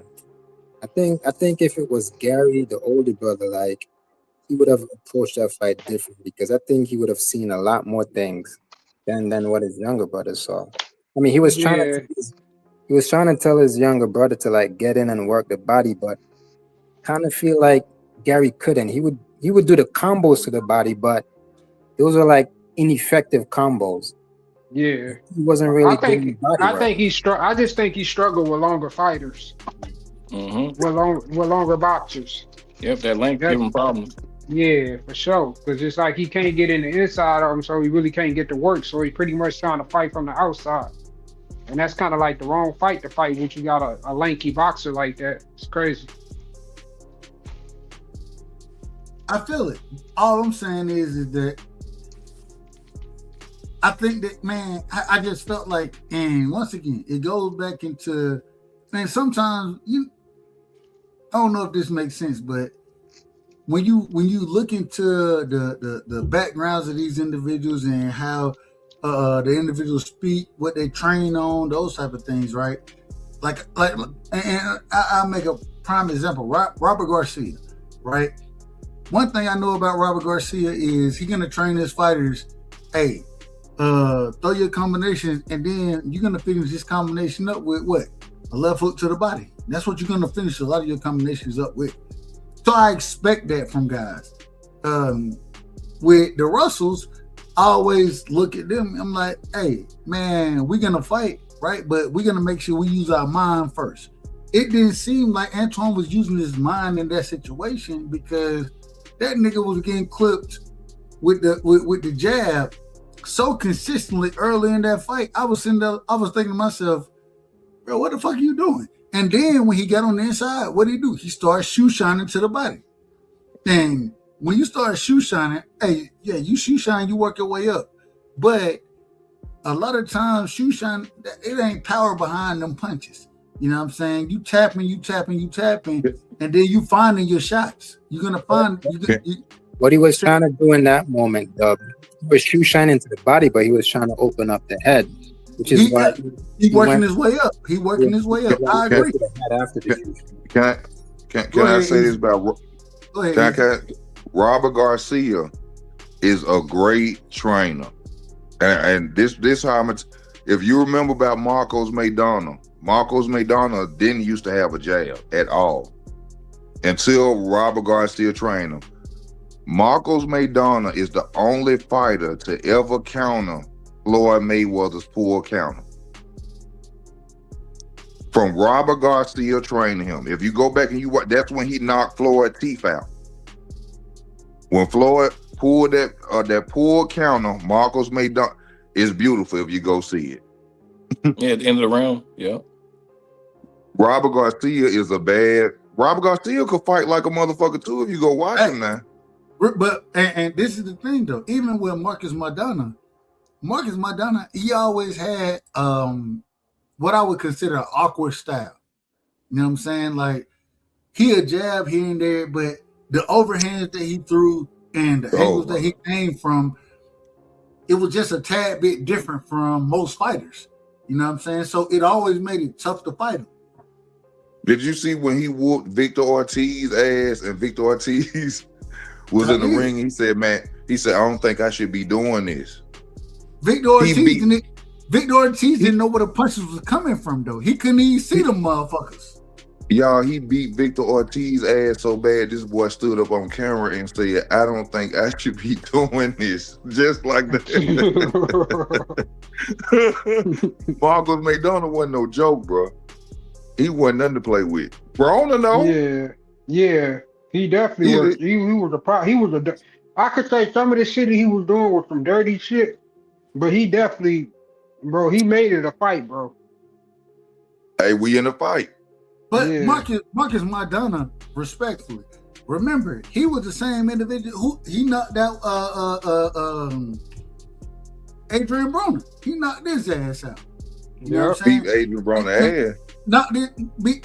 Adrian Broner was on the motherfucking canvas, not knowing where the motherfucker was at. So Marcos Maidana, that man, he always the thing with him is he had good power. In my opinion, this is just my opinion. He's never been a great boxer, right? Never a great boxer. But what he does well, I think Robert Garcia showed him, man, all right, this is how we're gonna get off. You know what I mean? Like, this is how we're gonna get off. And sometimes you're gonna find an individual who got a certain trait that we're gonna focus on that trait, and we're gonna figure out how to get that trait off. You know what I'm saying? Maidana, that overhand was crazy work. Man, It was crazy work. Y'all That tell me kinda- I'm lying. That kind of felt like he was fucking niggas up with that shit. nah. Oh. That shot felt illegal to me, man. Like Oh no, it's illegal. nah, What that, it hit him behind the head? Now you want to say you hit him behind the head? That's the only way you can say it's illegal. The top of the head that's a legal shot. I don't like that. Hold on, man. Wait a minute. Is the top of the head a legal shot? Nah, it's legal. That's It's a legal legal. shot. Nah, his punches. I mean, Oh, see, and this is the stuff I It's don't somebody like. else. Hold on. This is the stuff I don't like because Nah. you want to get in here and say, "Oh man, you can't throw this shot right here." No, you can't throw it. And if it land accordingly, now if it land behind the head, it's out of order. But if it land on the top of the head, that's a legal shot, bro. Yeah. Yeah, McDonough be coming with them shots that niggas ain't ready for, them angles. Niggas ain't ready to Right. block them motherfuckers. And then he got power. And then he got power with the motherfuckers. And He it's trying to on. crack. He Hey, trying to real quick. crack your Hold on, cranium. y'all give me one. Y'all give me a quick second. Excuse me. The objective fan. Let me see your face real quick. No disrespect to you. You ain't got to keep your face up here. But I don't know. There we go. Right there. All right. You in the dark, brother. But we gonna trust it. I'm gonna trust you here. Let's see what happened. Objective fan, welcome to the show. Man. Wait a minute. Hold on. This ain't the objective fan. This is my brother in the building. I looked at the picture. Shout out to my brother A1 in the building, man. A1, that's you? Yeah, man. That's how you know it's me. Ain't nobody copying my Shout out to my brother, man. Shout out to my brother. I see, when you had objective fan up there, I was a tad bit nervous. But when I seen the picture, I was like, "Nah, that's my brother right there." Go ahead, my brother. Welcome to the show. No, I was catching the tail end, listening to y'all a little bit talking about Maidana.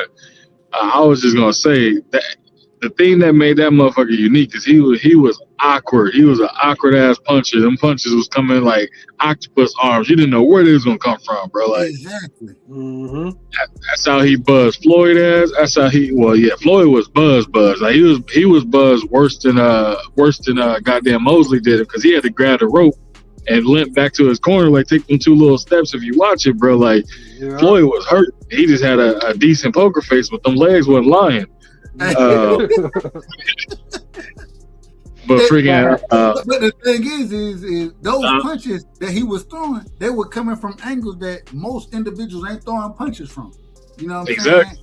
He catch you, he clipping your ass, and he clipping you with power from wild angles, so you're not used to it. Exactly. And shit, Broner, he tricked him. He was throwing body shots the whole time on him, and like he looped that lunge and hook. That nigga Broner got up twerking and 2-stepping at the same time, bro. I was like, nah, bro, it's over. Shout out to AB, man. Shout out to AB. AB making a comeback, man. AB making a comeback, man. He making a comeback. But the people I was watching, bro, I was like, man, he like AB keep just pulling back. I'm like, Maidana setting him up, and literally like a minute later, as soon as he threw that hook and dropped him, I was like, oh, he hurt. Let me see how bad he hurt. I'm like, nah, he is hurt. Like he looked concussed from that point. And then when he got dropped again, it was like slow motion. I'm like, bro, what the hell? I mean, I give him credit. He was fighting back like a dog, though. He showed he got hard. Yeah. But I think he bit off a little more than he could chew, smelling his own ass a little bit too much. And that was a fight with Maidana. He should have took his time with that fight, bro. Like, and he said they told him not to fight McDonough. He said they told me not to fight him. He said, no, I'm gonna fight this motherfucker. If Maidana didn't have them shady gloves, man, it'd have been different. What happened with AB was this, man. AB was in there with all them cupcakes. Hold on, real quick. We got my uncle in the building, man. Shout out to Uncle. Man, Uncle Shelton. I already know you got to cuss me out about a few things because I'm gonna let you live tonight, though. I ain't gonna cuss you out tonight. I'm gonna let you live. Hey, I'm gonna say he I'll see you tomorrow. Hey, Dub. I'll see you tomorrow. Hey, I'll cut you out tomorrow. Pull up tomorrow, nigga. Can we talk, man? You already know what Yeah, I'll cut you out tomorrow. But look here, man. Go ahead, huh? What happened to Maidana was what happened to Broners, they put him in there with all the cupcakes. He was so much better than the dudes. His skill level was so much higher than the other dudes that, you know, he starts, like you say, he starts smelling himself because he wasn't learning nothing. Yeah. But they put him in there with Maidana, and Maidana was a different animal because Maidana wasn't no good boxer, but Maidana could fucking fight. Yeah. He could fight.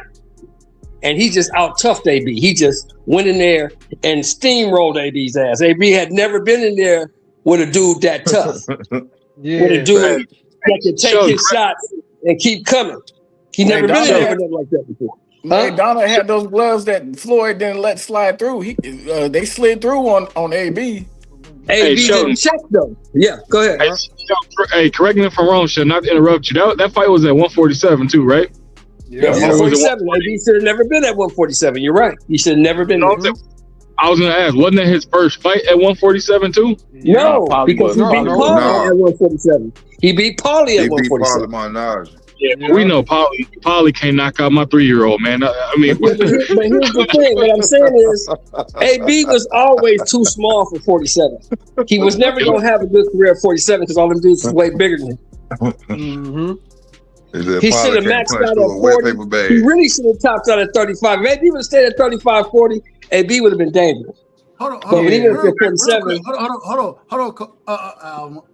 Uncle Shelton, I got to ask you this. And we done got into AB, Paulie, and always a good conversation. I got to ask you, man, Antoine, we were talking about Antoine Russell versus Hiroka. What did you think about Antoine's performance? Hey, look, I'm going to tell you one thing I learned. Be honest now, on Saturday night. I'm going to be honest. I'm going to tell you one thing I learned. I learned why nobody want to fight that dude, Hiroka. I know why they don't want to fight him there. Hey, Hiroka, them body shots. He sucked all the air up out of Gary Antoine's body shots. Now cover them low shots too. That dude is tough, man. That dude is long. He's tough. That dude is mean. He can fight. Hey. He got a chin. You got to bring your lunch fucking with Hiroka, man. Hey, I stand corrected. I thought the dude was just some Japanese dude. Then that dude can fight, man. I see why nobody want to fight him. I wouldn't want to fight that fool either. Yeah, nah, for real. And he's awkward too. Like he come at you at a time where you don't expect. Like his game plan a little off. Like he lets you get off. He lets you get off, and then when you get tired, he get mean. That dude is mean, man. That's a mean dude. You got some hammers too. Hold on. We got to be in order. Go ahead. Hey, I want to hear what you thought about Hiroka. I thought he was one of them surprises that we needed in boxing. To be honest with you, like you got a Gary who is a well-known name. Obviously, we know the family history, but I think he's one of them fighters where we needed a surprising fighter that's gonna pop up where people are gonna be like, hold on, he just did that with Gary. I mean, what's either they run it back or let him fight Frank or let him fight somebody else at 140 just to see if it was just an anomaly or if dude really. Let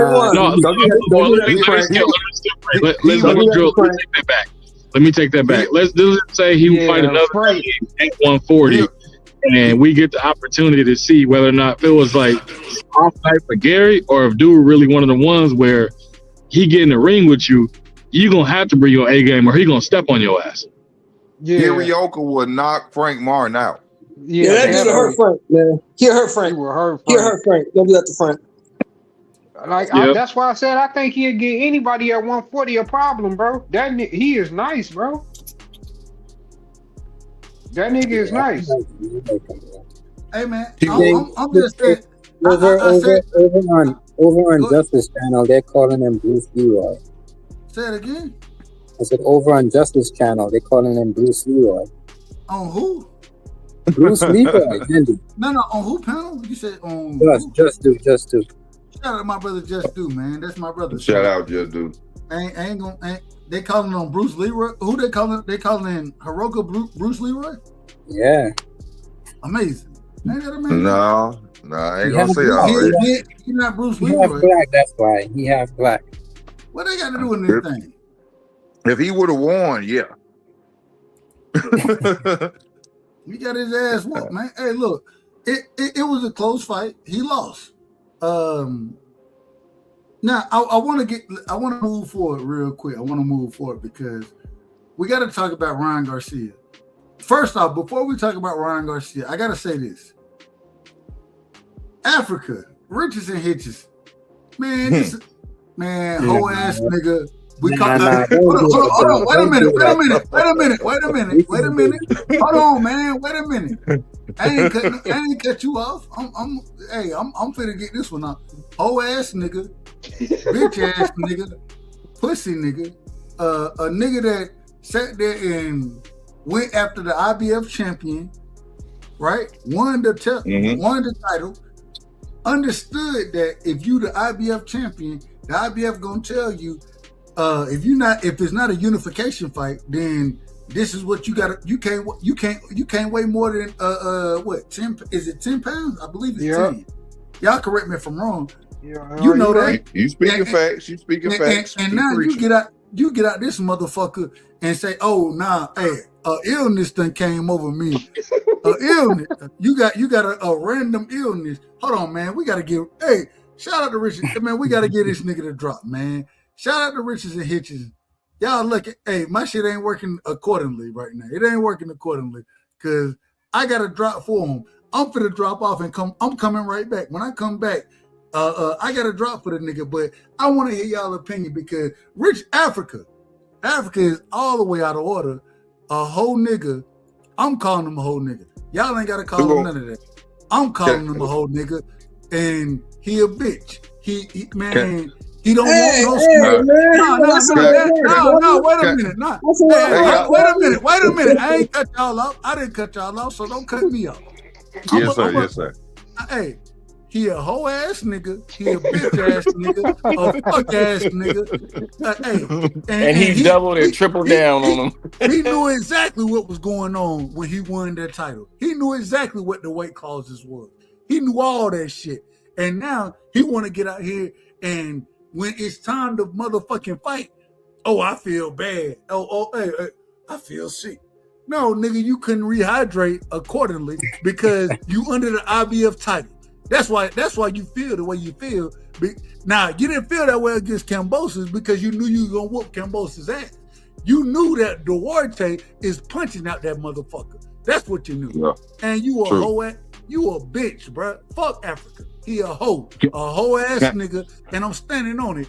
Y'all go ahead. I'll be right back because I gotta drop for the nigga, but I can't do my drop until I gotta go out and come back in because StreamYard is out of order. StreamYard is all the way out of order. But y'all go ahead. I'll be back. Can I say this one thing about Richard? Hold on, real quick. This how we gonna do it. We going to my brother Easy. Understand? We going easy. We going paid. We going cash. Uncle Shelton. Then we going to teach. Real quick in the background. I got in the background. Give me 1 second. Hey. And then we going to A1. You know what I'm saying? I'm gonna drop off for a quick second. Y'all keep cooking. But man, fuck Africa. Hoe ass, bitch ass. Man, fuck that nigga. Fuck him. If you check with the IBF or you look up the IBF, y'all, them motherfuckers is dirty. They full of bribery, they full of shit. You know what I'm saying? I look at it like this. You know, if I gotta pay you for your belt and drain myself, come pick up your motherfucking belt, man.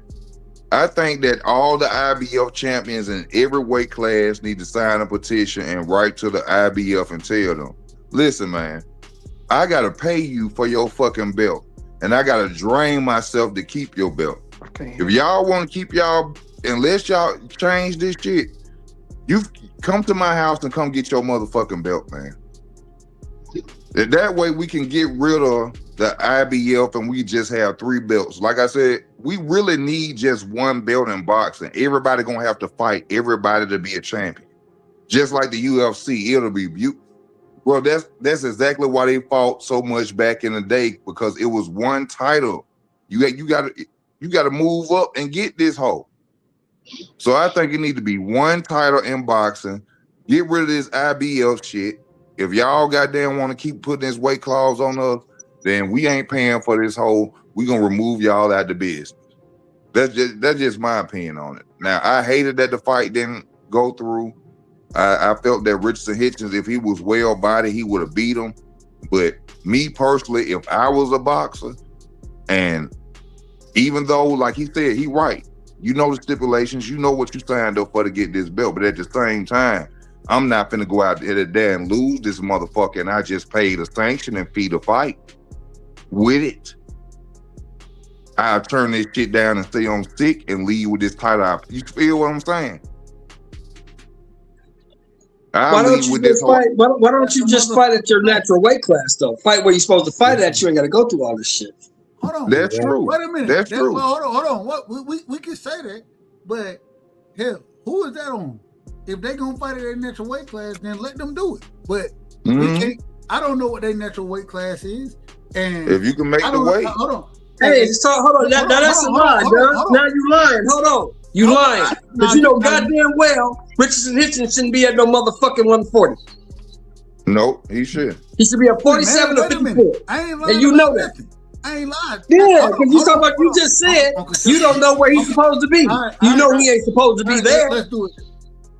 Let's do it then. You want to do it? I'll do it. Calm down. Listen, what I'm trying to tell you is I don't know. I've always said that if you make the weight, then man, you can fight at that weight division. I don't believe in weight bullies and all that kind of shit. I don't believe in it because you didn't. If you kill yourself to make weight, then you done gave something up. You done gave something up. So I don't believe in weight bullies and shit like that. If you make the weight, you make the weight. This is my problem. When you done made the weight and you know that you under a rehydration clause already, nigga, man, what the fuck you gonna try to make the weight for? Hold on, I got two individuals in here. Give me a second.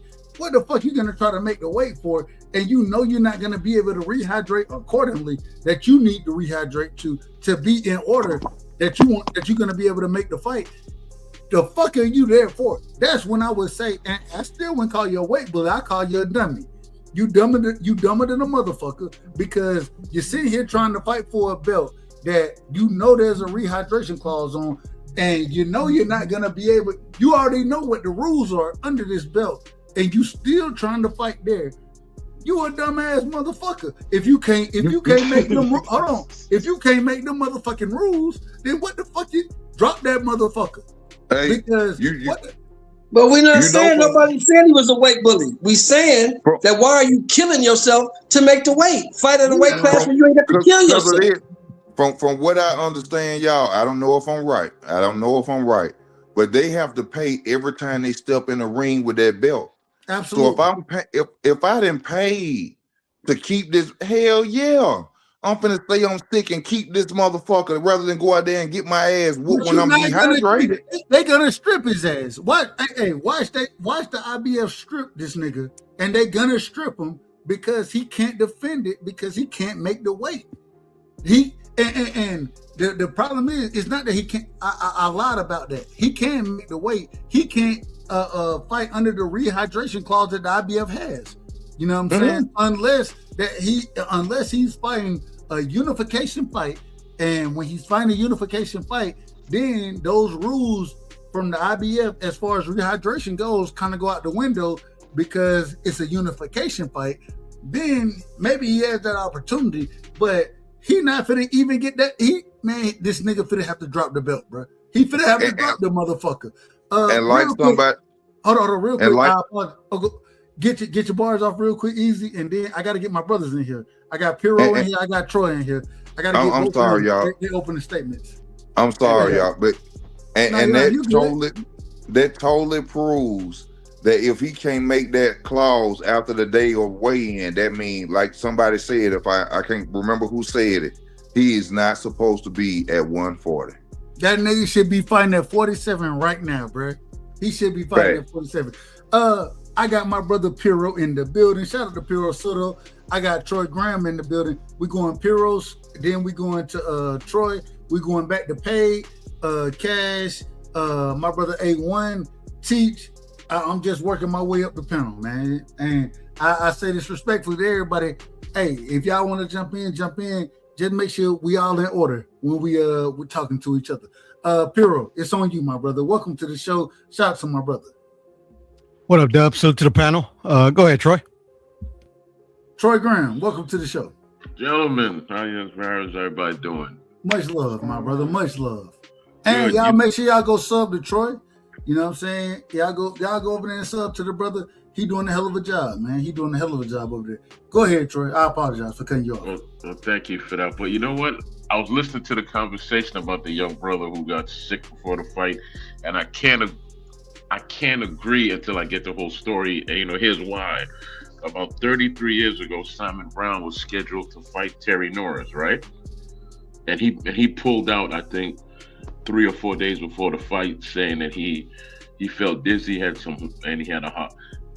you know, an MIR done on his heart, and it came up with some issues. And they were saying, well, yeah, he didn't have no heart. Basically the same stuff you're saying about the young brother now, right? And I think about 6 months later, they fought, and Simon Brown knocked Terry Norris out in the 4th round. So, you know, maybe the brother was really sick, and he just couldn't make the fight that night. But that ain't what happened. Yeah, we ain't talking about 3-4 days. That ain't what happened, bro. Like he even came out and he said himself. You know what I'm saying? That and they gave us that he fell ill with a sickness, right? That's what they gave us. And then he came out and said, "Shit, I didn't fit. I couldn't rehydrate accordingly. He said I couldn't food rehydrate." poisoning. That's what. No, he didn't say food. I never heard anything about rehydrating. Man, I have it's food on poisoning. record. It's on record.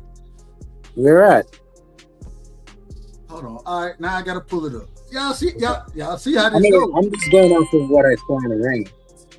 What did he say? Hold on. What you said? Food poisoning? Yeah. Yeah. That's what I I heard. ain't never heard nobody talk about no food poisoning. No. Oscar De La Hoya was talking about it, and he basically called him a punk and said he didn't have any heart and everything, and he mentioned that he said he had food poisoning. So, you know, what did the youngster say exactly, Del? Yeah, that's what I want to know. I'm gonna pull the statements right now. Man, we not gonna sugarcoat it, man. That nigga pulled a whole move, man. And this is crazy. Hold on. I seen people go out there and I could tell they couldn't rehydrate, but they still went out there and fought, nigga, whether they got their ass whooped or not. Shit. Nah, but the thing is, like, I think is okay. Let's say he capped, right? It's better to cap now than cap after the fight. Because if he capped after the fight, like he would have gotten it worse than what he's getting now. Like, imagine if he lost and said, "Okay, I lost because I didn't rehydrate right." And people would have been saying, "Capper and all that shit." Oh well, then the belt would have been with the right person. Right, because at the end of the day, he knew what it was when he signed up, when he fought for that belt. He knew what it was. This nigga holding on to the belt a little longer, man. This nigga need to give it up. Because in that case, he could have petitioned the IBF and tried to move up to 147 and got a fight up there, bro. Instead of staying down there, you know you can't make the fucking weight, bro. Right? I mean, let's say he goes for that fight again. It's better if he goes into it 80-90%, right? Than what he's feeling now. Like, he might be 50% at this point. Like, I'm not fighting the water at 50%. Go in there and get knocked out. After all that shit he talked at the weigh-in, man. Come on, man. All I'm saying, at the end of the day, bro, don't get up here talking this bullshit like you finna whoop somebody's ass, and now all of a sudden you already you understood from the beginning because you are the champion. You're the champion, so you know the IBF rules. You know them. You already understand what's going on, and so to pull out of a fight and be like, bro, well, I don't feel good. And I couldn't make it. Man, you out of order, man. And we gonna call him out of order. Yeah, and Dub, I'm not saying that you're wrong about the hydration thing. It could be because, I mean, Hitchens also told a story about what went wrong in the what's his name fight, that pressure fighter that he fought that gave him problems. No, I can't. Hey, fuck him. Hey, Dub, can I say something? Yeah, he pretty much said that, you know, when he fought the guy, he made a weight, and then he ate.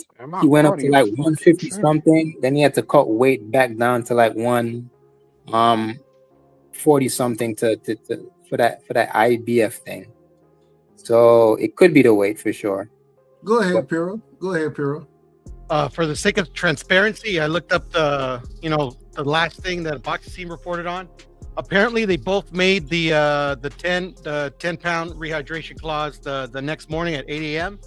But according to the manager, his name is Keith, that he ate breakfast and he started throwing up within the next hour, and he said that he vomited several times throughout the day. Oh, hoe ass nigga. Yeah, that's what bitch ass shit. I can't agree with that. I'm not finna sit here. Let me ask you. Hold on. I'm not finna sit here and make an excuse. And you already know what weight you gotta make. You already know that, right? And you know what you can rehydrate to. You know what I'm saying? You know this before the fight. Every fighter knows this. Y'all correct me if I'm lying about that. Y'all correct me. Okay, y'all ain't gonna correct me because it's the truth. These niggas know what it is. Yeah, and so going in these fights 100%, dog. Say it again. They're not going into these fights 100%. I'm not saying they are, but that's their problem. That ain't that's their problem. If they not going into the fight 100%, move your ass up and fight at 47, nigga. Hold on, man. Then you can go into a fight 100%. So when we sit here saying these things, we making excuses for these people. You know how many fights we wouldn't have got if niggas could just say, "I can't rehydrate. I'm not fighting." But wait, what? Man, get your motherfucking ass. Did he say that though? Did he say that though? I don't trust none of it. I don't believe none of it. I look at and y'all know my favorite fighter, Devin Haney, right? Man, Devin killed himself at damn 35. That nigga, he came in on weight every time. You understand? And even now, they talking about, well, if I'm Shakur, if I'm gonna fight Devin, man, that nigga gotta fight me at 44 or some shit. Nigga, he fight at 40. He a champion at 47. Fight that nigga in his weight class. Well, if I fight him in his weight class, he gotta have a rehydration clause. We didn't criticize Tank for rehydration clauses, so now we're not gonna criticize these niggas. Man, y'all gotta stop it. We gotta keep the same energy. How did you feel? Okay, how did you feel about the Adames situation? Did you have the same energy for him? Absolutely. All right. We talked. I don't know. I think me and Lou talked about it, but I think you was on the panel or not on the panel. I wasn't there. I think you was in the chat. I apologize, not on the panel, but I think you was in the chat. We talked about that situation. And I said, man, this shit is out of order. I've been saying that all this shit, rehydration clauses are ridiculous, in my opinion. Hold on, and we coming to you. I promise. Only time it's not out of order is when the IBF champion, right, is fighting a individual that's they not unifying. You have to abide by the IBF rules. That's the only time it's not out of order, in my opinion. And the reason it's not out of order is because once you won that championship, you knew the rules behind winning that belt. You knew the rules. If I know the rules, then you knew the rules. And so you don't want to abide by them. Man, I'm not here for that. You a whole ass nigga, bro. Nigga. So you want him to go in that 30%, get knocked out so you can laugh about it later. Man, see you worry about other stuff. You talk about getting knocked out and all this other kind of shit. I don't know what you're gonna do in that ring. All I'm telling you is once you won that belt, you knew the rules. Because you think you say, well, you think niggas gonna get knocked out, man. Well, that's how you look at it. And you might be right, you might be wrong. I don't know. But you knew the rules from the beginning. So if you're not unifying, then you have to abide by the belt rules that you have. That's a fact. Correct me if I'm wrong. And you know those rules. Correct me if I'm wrong. What are the facts of the situation, though? Hold on. It ain't on you, Troy. It ain't on you. He wasn't blaming it on rehydration. Though. He said food poisoning. So I got to go off what he said. All right. So somebody just poisoned his food. All right, that's fine. Go ahead, Easy. Easy, it's on you. We're going to Detroit next. We're going to Cash. We going to Pure Road, then we're going to A1. We passing the block. What- We gonna spin the block. Man. When it comes to Devin Haney, this is just something I gotta talk about, y'all. When it comes to Devin Haney, I like Devin Haney. He a hell of a fighter. He's the leader of the new school. But when it comes, hold on. What are we talking about with Devin? Huh? What y'all just saying about Devin? We ain't talking about Devin. We're not really talking about No. Devin. Okay. When it comes to Devin and the rehydration clause, we got to remember one thing, y'all. When Devin Haney fought at 140, his first fight at 140, Devin Haney weighed in 140. The night after that, he was 165. What they got to do with anything, though? Ain't got nothing to do with That mean if he weighed in at 147, he was a junior. He was a what they call this shit? Super middle. What does that have to do with anything? He was a super middleweight. No. What's your point? What is the point you're making? The point I'm making is he was a super middleweight the night he fought Regis Prograis. Who cares? That's why Shakur is mentioning the rehydration. He didn't just say Devin. He said Conor Benn too. Conor Benn just went up and fought Chris Eubank at 160. How we get on Shakur, man? Where are you going? No. We ain't getting on. Y'all missing the point. The point I'm making is about the rehydration. Devin fought Regis Prograis at 140. And after that weigh-in, hold on, real quick. I want you to be in order. So I want to remind you what we're talking about. We were just talking about Africa. So what does this have to do with Africa? No, you just brought up. No. You just. What I brought up is Africa understanding that he has the IBF champion, and he's the IBF champion. He's the champion at 140 in the IBF, right? And true, he understands that there's a 10-pound or 10 a 10-pound rehydration clause there with that because he holds that belt. That's what I brought up. I want to understand when you bring up bringing up Devin at this current moment in time, what does that have to do with Africa? It don't have nothing to do with Africa, but at one point you brought up Devin's name when you was mentioning the rehydration situation. No, and that's why I was saying that Devin at one point came into a fight after he weighed in at 140 at 165. We agree. But he brought up Devin. He brought up the fact that Devin was cutting hella weight and still went out there and fought, no matter how he felt, basically. True. I mean, he cut hella weight, but at the end of the day, he came into a fight as a super middleweight at 140. He was talking about 135 though. You going to a whole new weight cutter. But this is the problem with the thing that you're bringing up. It is not correlating with the conversation because the reason I brought that up, I was saying that, man, Devin cut weight, and I always think that when you cut weight, that yes, you're losing.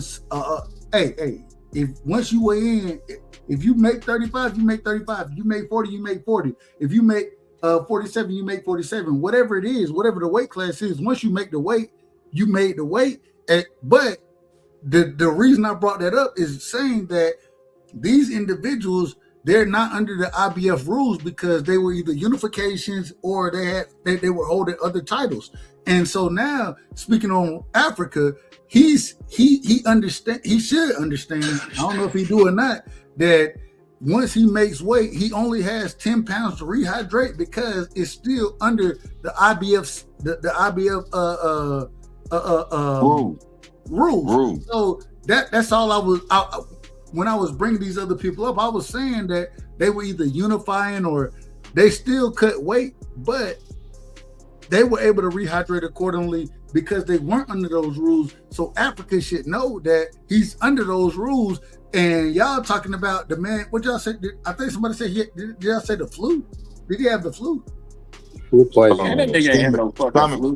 Food poisoning. Oh, food poisoning. Excuse me. Food poisoning. There we go. He said food poisoning. All right. So, but at the end of the day, the thing is I'm not bringing these other people up to say, these individuals were under other rules. Africa is under the IBF rules simply because that's the only belt he has, and he's not unifying. Hence the reason I said from the beginning that he should have been trying to unify so he could get from under those rules. And now he's utilizing food poisoning to not fight because he can't, and I don't believe it's food poisoning. I don't believe it. Maybe y'all do, No, but hell no. all I'm saying is it's some hoe ass shit, bro. That's what we saying right now. Remember, he a hoe ass nigga. They supposed to have top notch chefs and all that shit. They always stunning with that, but now you got food poisoning. There ain't no damn food poisoning. I'm just saying he a hoe ass nigga. But God, he made weight the second time though, because with the IBF fight, you got to weigh in at 140, and then there's a second weigh-in where you can't weigh over. You know, they give you like the additional 10 pounds, and then after that, you could just rehydrate to whatever you wanted. Yeah. So he made the second day weigh-in, but I think he said, after that, that's when he started to feel, that's when he had the food poisoning effect, when he was eating and all that stuff. Man, He ain't got no damn food poisoning. Yeah, you telling me, hold on. Why nobody else? And because all these individuals getting fed by the same chefs. They getting good food right now. Nah, he probably had, to me, if food poisoning was the issue, he need a better nutritionist.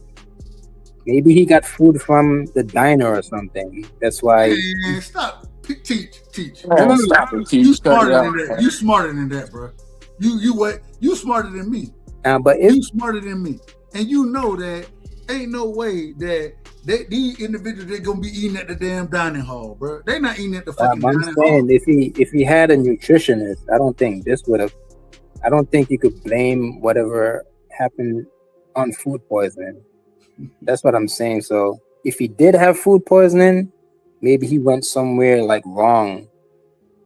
He ate something. Something bad. Hey, that nigga was out there walking through New York eating pizza, and he got food poisoning from the pizza. That's what you telling me? That's what you telling me? Hey. We don't.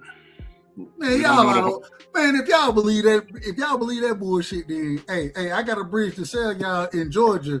That motherfucker crossed the Pacific, man. We don't know the whole story, though. No, but we don't know the entire facts of the story. So you could sit here and say X, Y, Z about it, but until the truth comes out, we all just saying what we think we believe. And it was another brother that was on before me, talking about such and such one fight Devin, but he got to come down to 144. When did we get to the place in boxing where you telling a champion that he has to come down to you to a fucking catchweight? Huh? To a fucking catchweight. Yeah. Ain't nobody fighting on a fucking catchweight once I become a champion. Now, if I'm not a champion and I'm moving up, maybe if I'm moving up from 54 to 60, right, and it's a big fight for me, hey, I might be able to say, hey, man, I'll meet you at 57. You know what I'm saying? I ain't fought at 60 yet. If you want to do that, that's fine. But, man, ain't nobody telling the champion that you finna come down to a lower. Man, ain't nobody doing that shit, man. It's bullshit. I can even take it back a little further with y'all. Bernard Hopkins and James Toney were scheduled to fight years ago, and Bernard said he could only fight him at a catch weight of 188 because I think Toney was a cruiserweight at the time, and Bernard was like 175 or something like that, but he couldn't make that higher weight. And then a couple of weeks before the fight, Hopkins pulled out, but he said the truth. He said, "I really can't fight at that weight, and Tony's style just wasn't a good matchup for me." So I don't understand the whole you telling the champion you got to beat me at my weight. No, he doesn't. You got to come up to him. Why not? And this is the thing, because and shout out to Shakur. Y'all know I'm a fan of Shakur, but shout out. What the fuck? If you're not gonna fight at 47, and he done said already, 47 too big for me. What the fuck you trying to fight the champions at 47 then? Go fight these niggas that's in your weight class. Fight these niggas. You want to handicap them? No. But fight the niggas that's in your weight class. Just fight them. You already whooped Shakur. I mean, excuse me. You whooped Tio. Fight Antoine. Fight Dalton Smith. Fight what's the other nigga name? I can't even think of his name right now. Who the other champion right now? Damn, I can't think of him. Antoine, thank you. Fight Antoine. Fight those guys, bro. Like, reign in your division. Reign in your division. What you worried about them guys for? If you're not gonna fight them at that weight class, what you worried about them for? Beat these guys, man. Stop. Hey, I got a question, Doug. It's some whole shit, man. Go ahead. What you got for me, A1? Real quick, and not to interrupt you, but my question is, are we ever going to see the era again where the champion wants to unify and clear out an entire division before they decide they want to challenge another division? Is that era over and dead with? I think Abdullah would do it. I think Abdullah want to do it. It's dead. I think Abdullah Mason. I think he want to clear that division out. Because y'all hit the nail on the head when y'all said Shakur could fight all the champions at 140, and if he could be undisputed at 140, and it'd be, I won't say easy, but I don't really see none of them guys really beating him.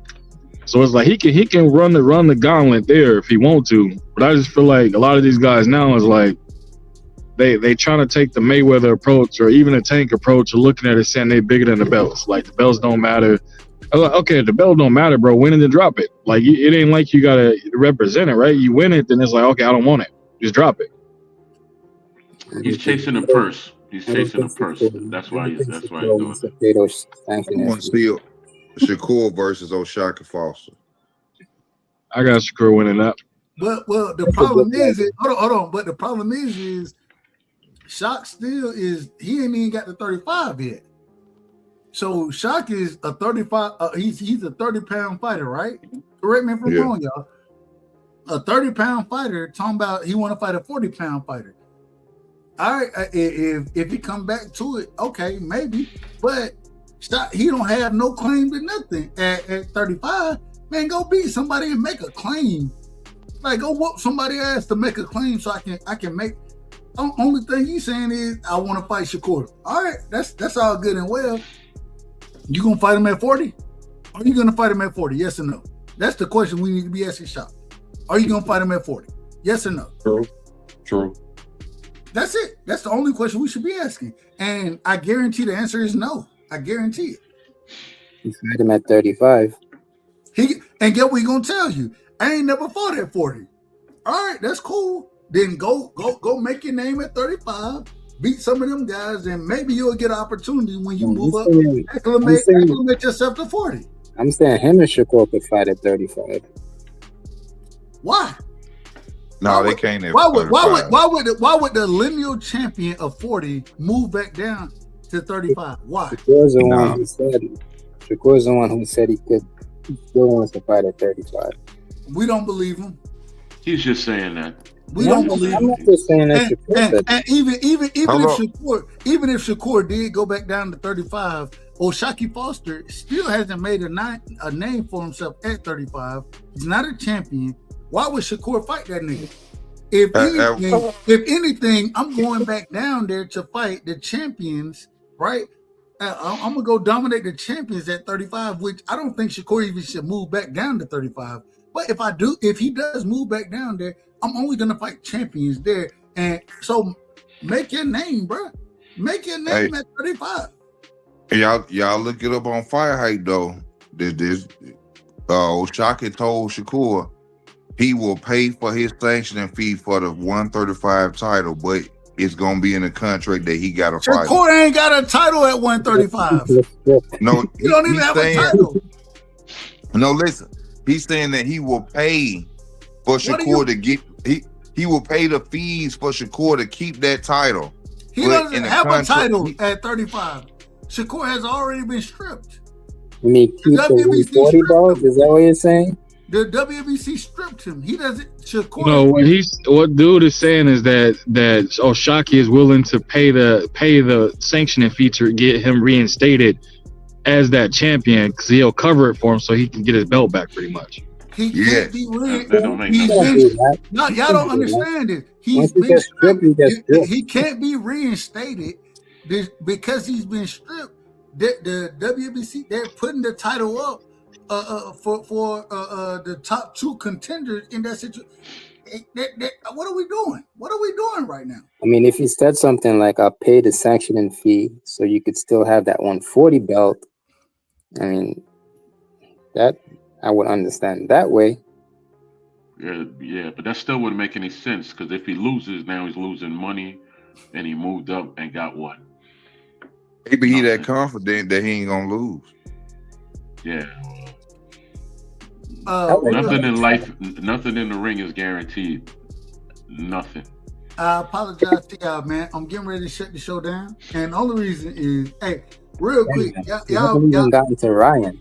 Hold on. Oh man, let's get hey, I gotta say this, and you're right. We haven't got to Ryan.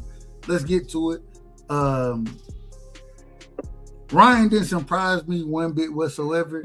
I thought Ryan, he put on a hell of a performance. I want to give Ryan credit. I want to give him a shout out. We always talk about his left hook. Man, that nigga fought behind his jab and utilized his right hand spectacularly. He came in a totally different way than I expected it to happen. But at the same time, I mean no disrespect to Mario Barrios. Man, Mario Barrios had a motherfucking draw with Abel Ramos. Abel Ramos is the uncle of goddamn Jesus Ramos. Man, stop it. Mario Barrios ain't that good. He ain't never been that good in my opinion.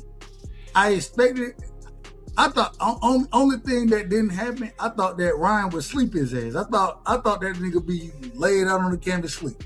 That's the only thing that I missed in this prediction. But Ryan Garcia, he showed me a lot in this fight.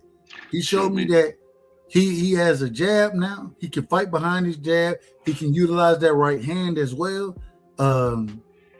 Even when there were certain times I thought he was looking for the hook, he got a little impatient, but he stuck to the game plan and was able to utilize the 1-2, run that shit down the middle.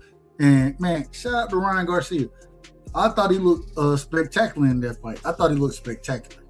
He showed me that he has no heart because he has a belt now, and he didn't call out Rolly, for a rematch, and Rolly has a belt as well at 147. So why didn't he call for a rematch with him, and then go ahead and beat Rolly, and then they'll have two belts. Well, outside of who he called out, real quick, Troy. Outside of who he called out, what did you think about the fight? And Blue, nothing new. Blue, real, we coming to you in a second, Blue. Go ahead, Troy. I apologize. Go ahead. Nothing new from Ryan. You can see his left hook coming because he has what's called a hitch before he throws it. There's like a pause, and then he throws the left hook. You can see it. It's nothing new. He just fought a guy that was on the way out, and he looked good, and that's all. He's no. I didn't see anything that impressed me whatsoever. He barely used the left hook, really.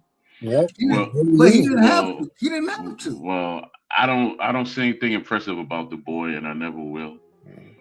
Yeah, I thought he was in shape. I thought when he's in shape like that, you can see his blistering ass speed.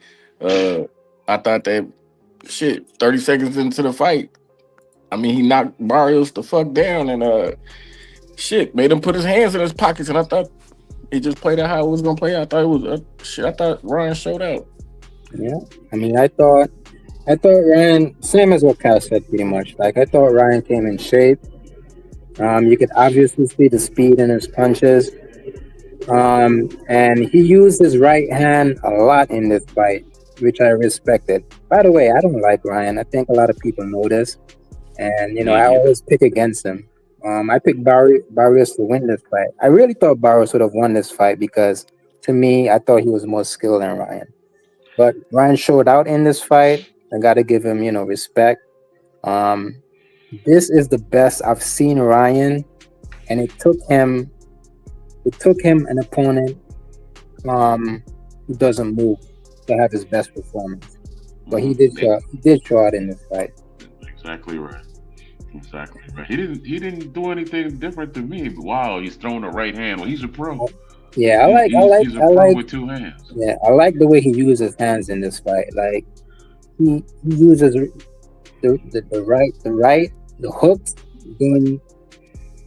hooks going past the guard and everything. Like, he uses his right hand perfectly.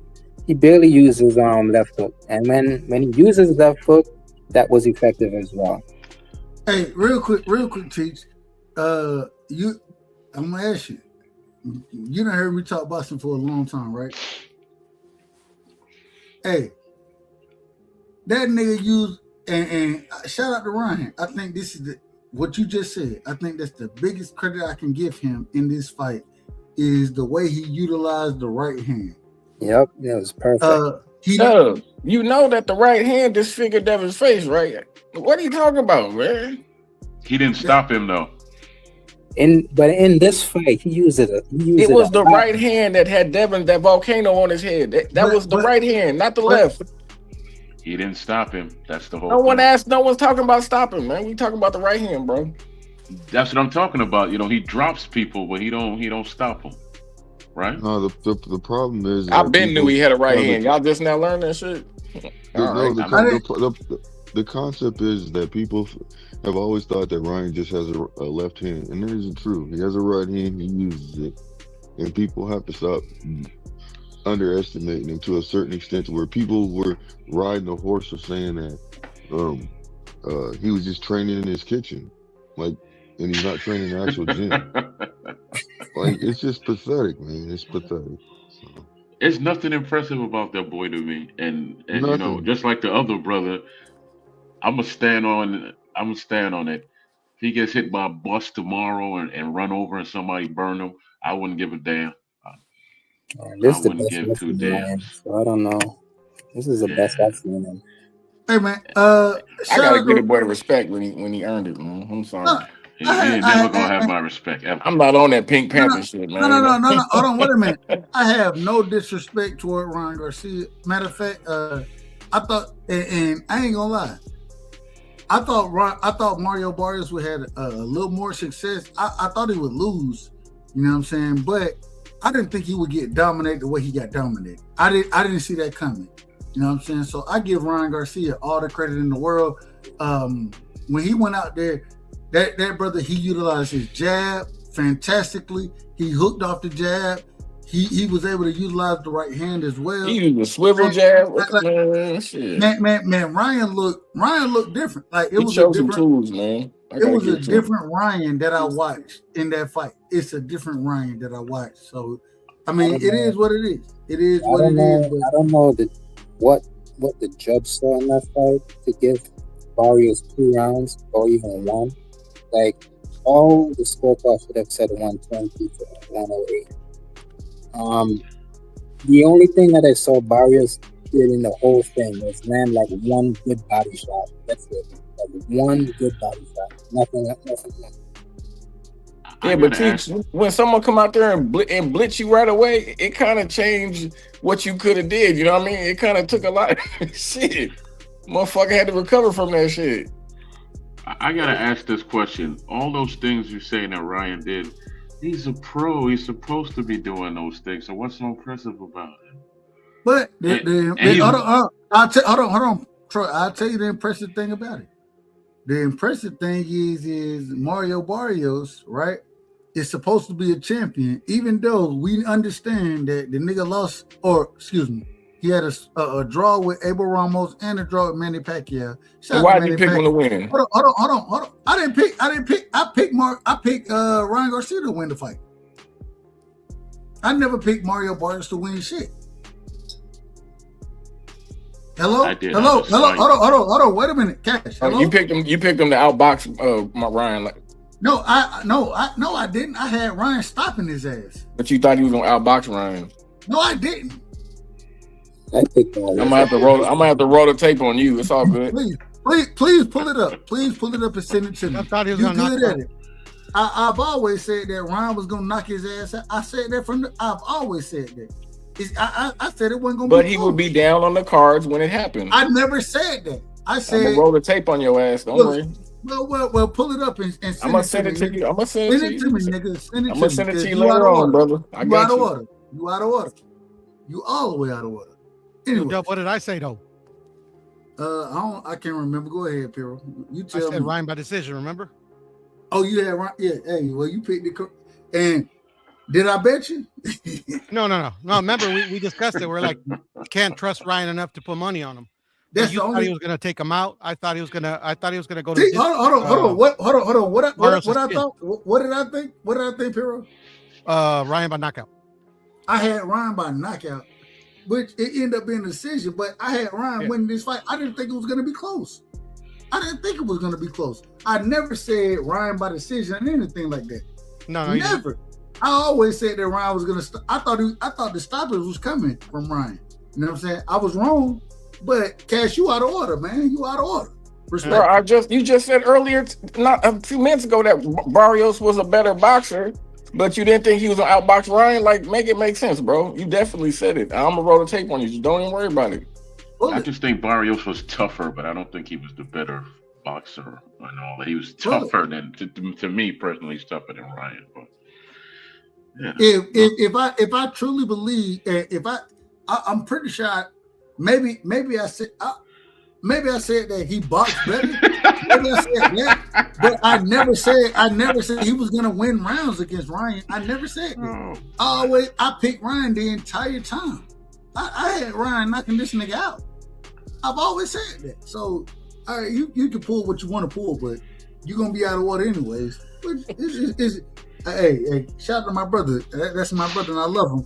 He out of order anyways, but I got to do this because I got the biblical talk coming in a few seconds, or I got to. Y'all know I love biblical talk, so y'all give me y'all last words, and then I gotta.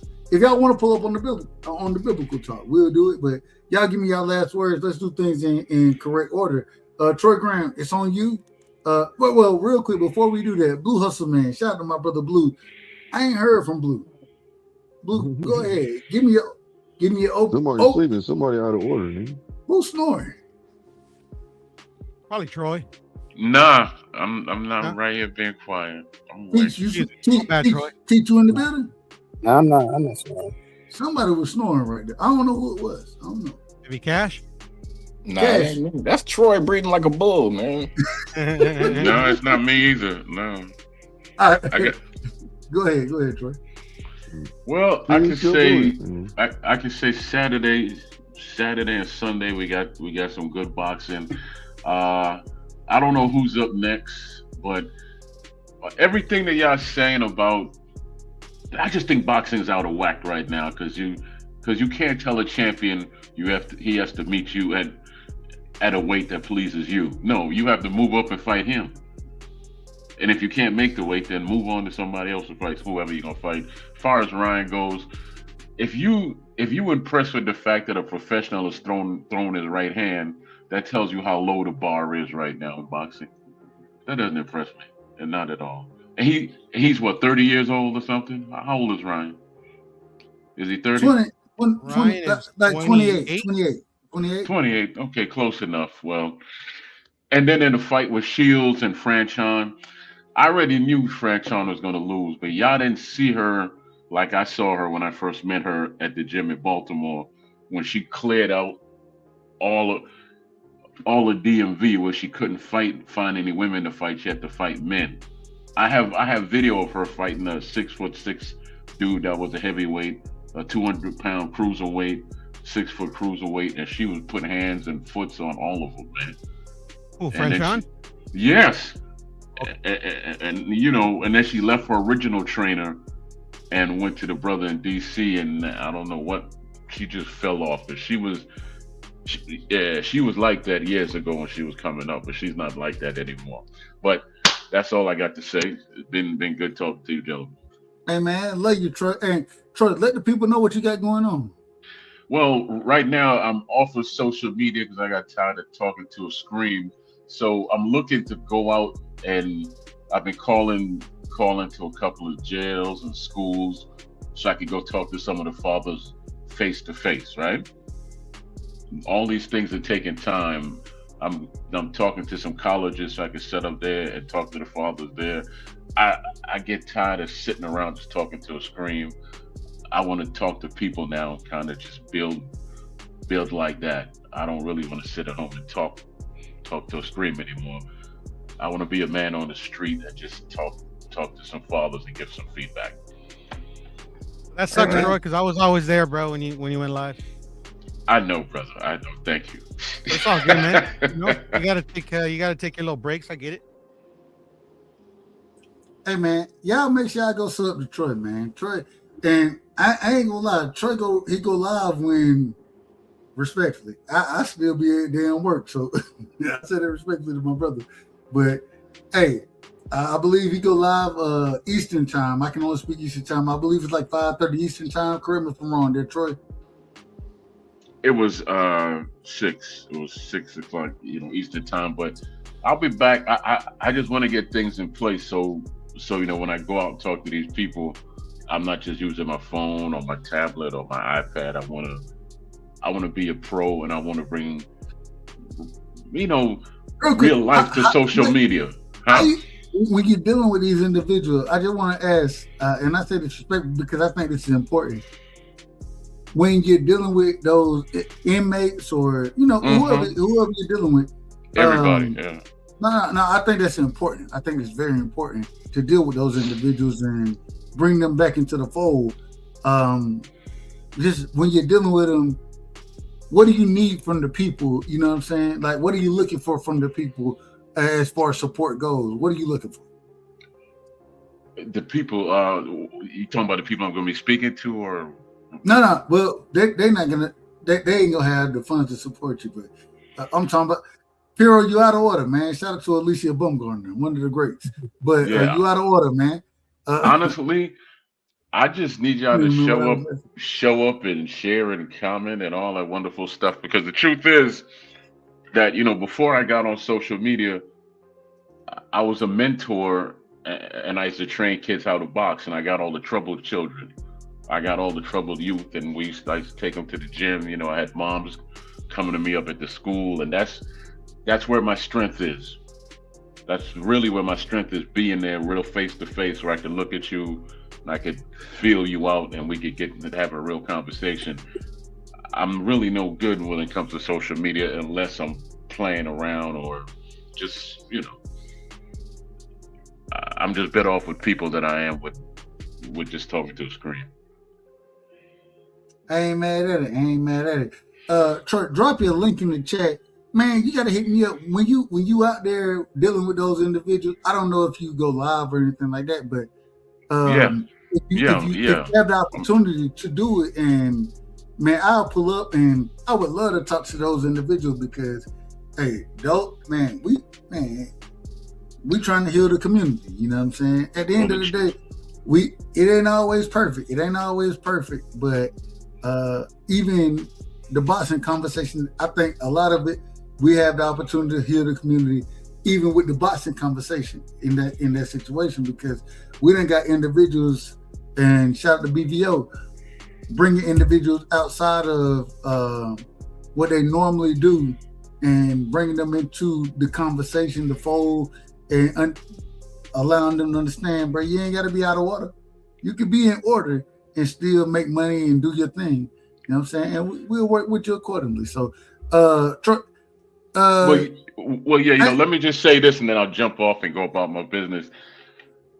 I understand what you're saying, but my drive has always been, man, when God gives you a purpose, you just gotta follow that path. Like I tell my sons, as far as when it comes to work and life, you got to chase your passion and stop chasing, a purse. Like, don't just take a job to take a job.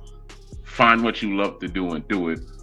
But it's our job. It's our job to help those individuals find, because a lot of people don't know what they like.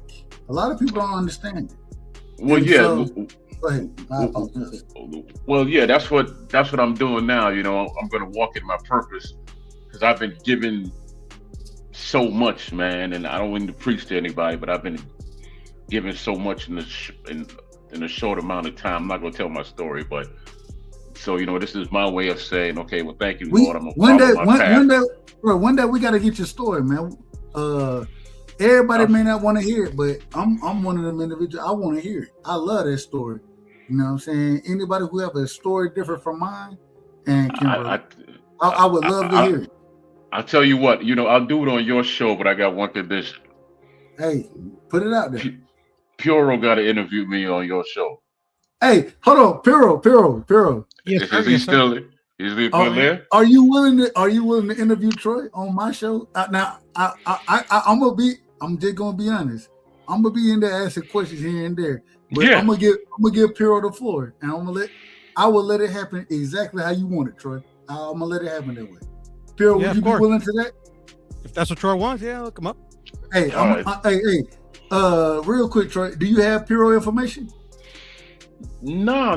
But I can give you my email. You can just you have my email. You already have it. I got your email. So I'm gonna email you, and then I'm gonna put y'all in contact, and then we're gonna do a show about you. And shout out my brother Cash. Shit, man, I ain't listening to this bullshit. Shout out to Cash. hey, Cash got the hell out. He got out of here quick, but I love that's my brother. But I'm gonna put y'all in contact.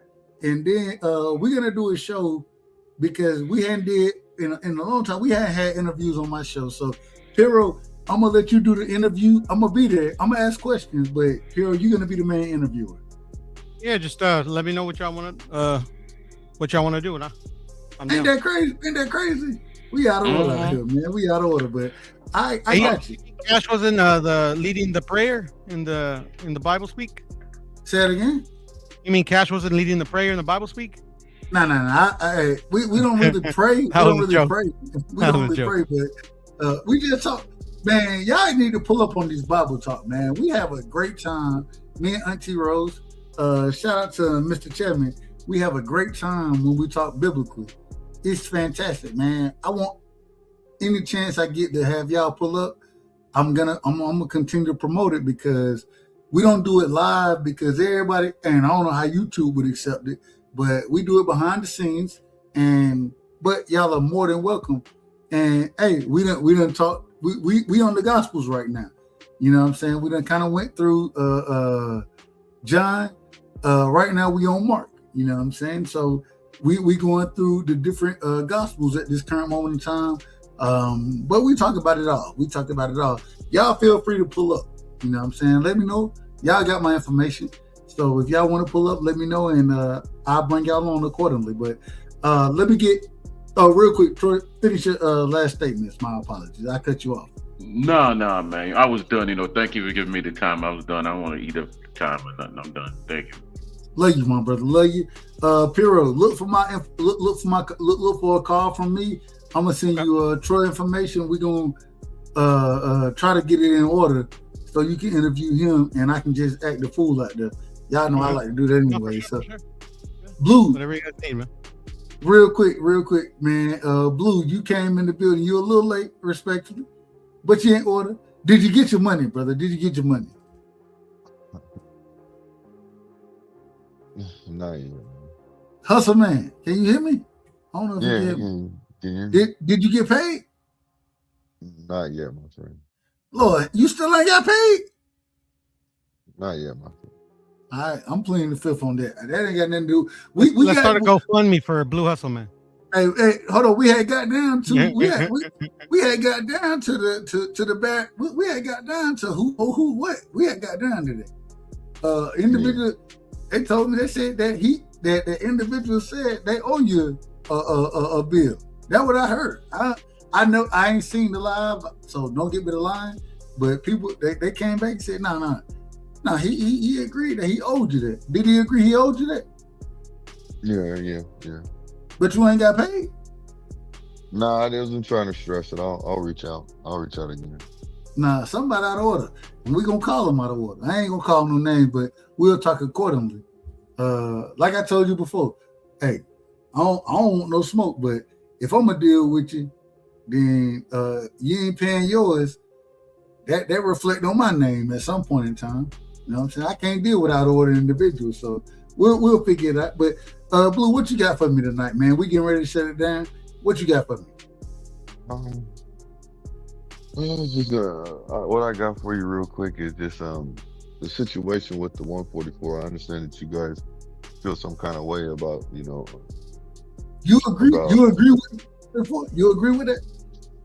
Well, I do, and the reason why I do agree with Ryan coming down to fight Shakur at 144 is because Ryan asked for a fight. His dad, first of all, Henry came out today, and Mill C, and said that basically that Shakur's got to. All of a sudden, they're in the driver's seat now because they won one belt. Shakur has multiple belts. Man, they have, they're in the driver's seat. Shakur has to come up there and fight him at 147. Once he should prove himself like, Terrence Bud Crawford did by going up there. First of all, a lot of people are forgetting the point that Terrence Bud Crawford has a lot of experience. He has over 40-something fights versus a young man that has 20-some fights. You see what I'm saying? So I understand why Bud was in a position because he understands his body. He's been in tune with his body for a very long time to figure out. He knows his team. Now, I'm not making any excuses. So what I'm saying is this. The point I'm trying to make realistically is the part on Henry Garcia and Ryan Garcia. Henry Garcia said 140, that Ryan can make it easily. So it was no point. That's what they said. They'd rather come down and fight Shakur. They weren't worried about Devin right now. They can always come back to that fight. But right now, and that's when Ryan Garcia came up made his point by saying, look, I want the fight. Shakur's agreed to 144 with no catch weight. No rehydration clause. Hey, look, I was like, Shakur did say that. He would fight him you can fight him at 144, no rehydration clause. He agreed to it again. So therefore, they get in the ring, they go through all this stuff, and now that he won a belt, they flip-flopping. Well, not they, because we haven't heard Ryan speak his piece on it just yet. But I'm pretty sure that Ryan's going to agree with them. Maybe, because when they're on Mill City, Henry was getting, people were asking him questions, and he started to flip-flop again. He was like, well, Ryan can make 140, and if we do go down to 144, the money's got to be right. And it's like, are you going to fight him or not? You know what I'm saying? Like, stop. Because everybody in the chat was basically saying, like, dude, you're lying. You're making up stuff. Because he even came with the point of saying that, how Devin Haney fought Brian Norman Jr., right? He's like, well, Ryan's different than everybody. He finishes people, right? No, he doesn't. He knocked down Barrios and didn't finish him. You see what I'm saying? But you're trying to get at Devin for knocking down Brian Norman Jr. and not finishing. See what I'm getting at?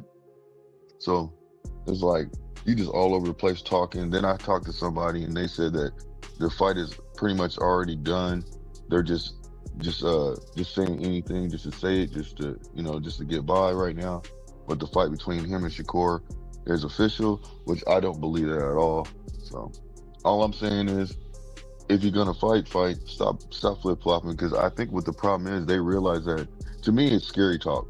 Some people say it's not, but to me it is. And I'm not saying that Ryan Garcia is scared of Shakur. No, I'm not saying that. What I'm saying is, maybe, like his dad keeps going back and forth, maybe it's his dad knows and understands. He understands what it's really all about. You see what I'm saying? Because if he goes in there and fights Shakur, and I'm pretty sure Shakur's going to want to fight him at 144 with the belt. You see what I'm saying? Because they can do that. They can negotiate to where the 147 belt is available. All it has to be over 40 pounds. No, that's not true. That's not true. That it is true. You can't. You're not fighting for the 147-pound belt at 44. That's not going to happen. Why not? Let me know. Tell me anytime it's ever happened. You tell me. Anytime. Anytime. Okay, Manny Pacquiao. Manny Pacquiao didn't fight. Hold on. I got a perfect fight. Mayweather and Canelo. Mayweather and Canelo. That was a unification. They still fought for the belt, and it was at a catch weight. It was 152. No, it was a rehydration, not a catch weight. No, it was a catch weight because they did fight at 52. It was a catch weight. I know what I'm talking about. This is so interesting. Go ahead, You see what I'm saying? So, like I said, it really can happen. I'm out of order. I'm wrong in this situation. You're right. You're absolutely correct. So, thank you. That's why I said it. As long as it's over 144, 140, then you can fight for the belt, but y'all both have to agree to it. See what I'm saying? So, it can happen. It can happen. And I'm pretty sure that if I was Shakur, you want to go down there, okay, that's fine. I'll let you blow up, but we putting your belt on the line. See what I'm saying? Now that's why I'm saying Henry probably already knows this and already foresees it. That's why he's saying, if you really want to come up there and prove that you're really good and that you're great, do it like Terrence Bud Crawford did. Go up there and beat the man for the belt. You're not the man that, first of all, to tell you the truth. You're not the man. You're gifted that. You're gifted the opportunity. You being the man is you going up in there and earning it, not being bought. You just lost 2 times in a row. Well, you had a fight. No, your last fight you lost. So there's no reason why you're ranked and able to fight somebody next for the belt. You see what I'm getting at? So we already know somebody got past that envelope. You know what I'm saying? Ain't that amazing? That's incredible right there. Ain't that? But go ahead. I apologize. I cut you off. Go ahead, Blue. No, it's crazy what I'm saying, huh? But it's true. No, it ain't crazy at all. It's amazing. It's absolutely amazing. It's incredible. Yeah, because you didn't think about it from that point of view, but brother, I've been thinking of this like this. That's why I said no. I'm giving you credit. Thank you. No, thank you very much. And this is my whole point. Shakur has the ability, if he could pull this off, to become a 5-division champ, bro. That's very good. I don't think anybody's gonna come down to. Anyways, that's a whole nother story. No, but hold on. Exactly. You just have to. The pressure is on Ryan right now and Henry Garcia, because the simple fact is they're the ones that put their foot in their mouth by basically saying that they could fight at 140 or they wanted to fight at 144. See what I'm saying? Because Shakur's name is buzzing so much, and they know this, so they're gonna get paid regardless. Well, we're gonna see. I mean, it could be talk. I'm telling you right now.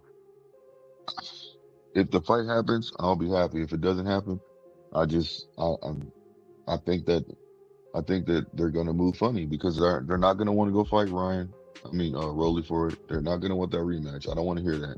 They're not gonna want that rematch because he would already said that he wants Rolly. You know what I'm saying? And stood on it.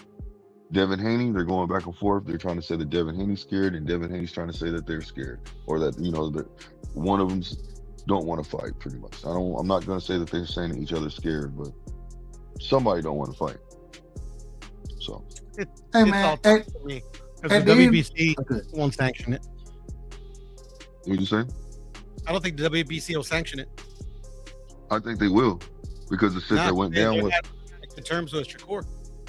No, listen. Shakur, listen, one thing I will say, Shakur he went out of his way to try to pay, though.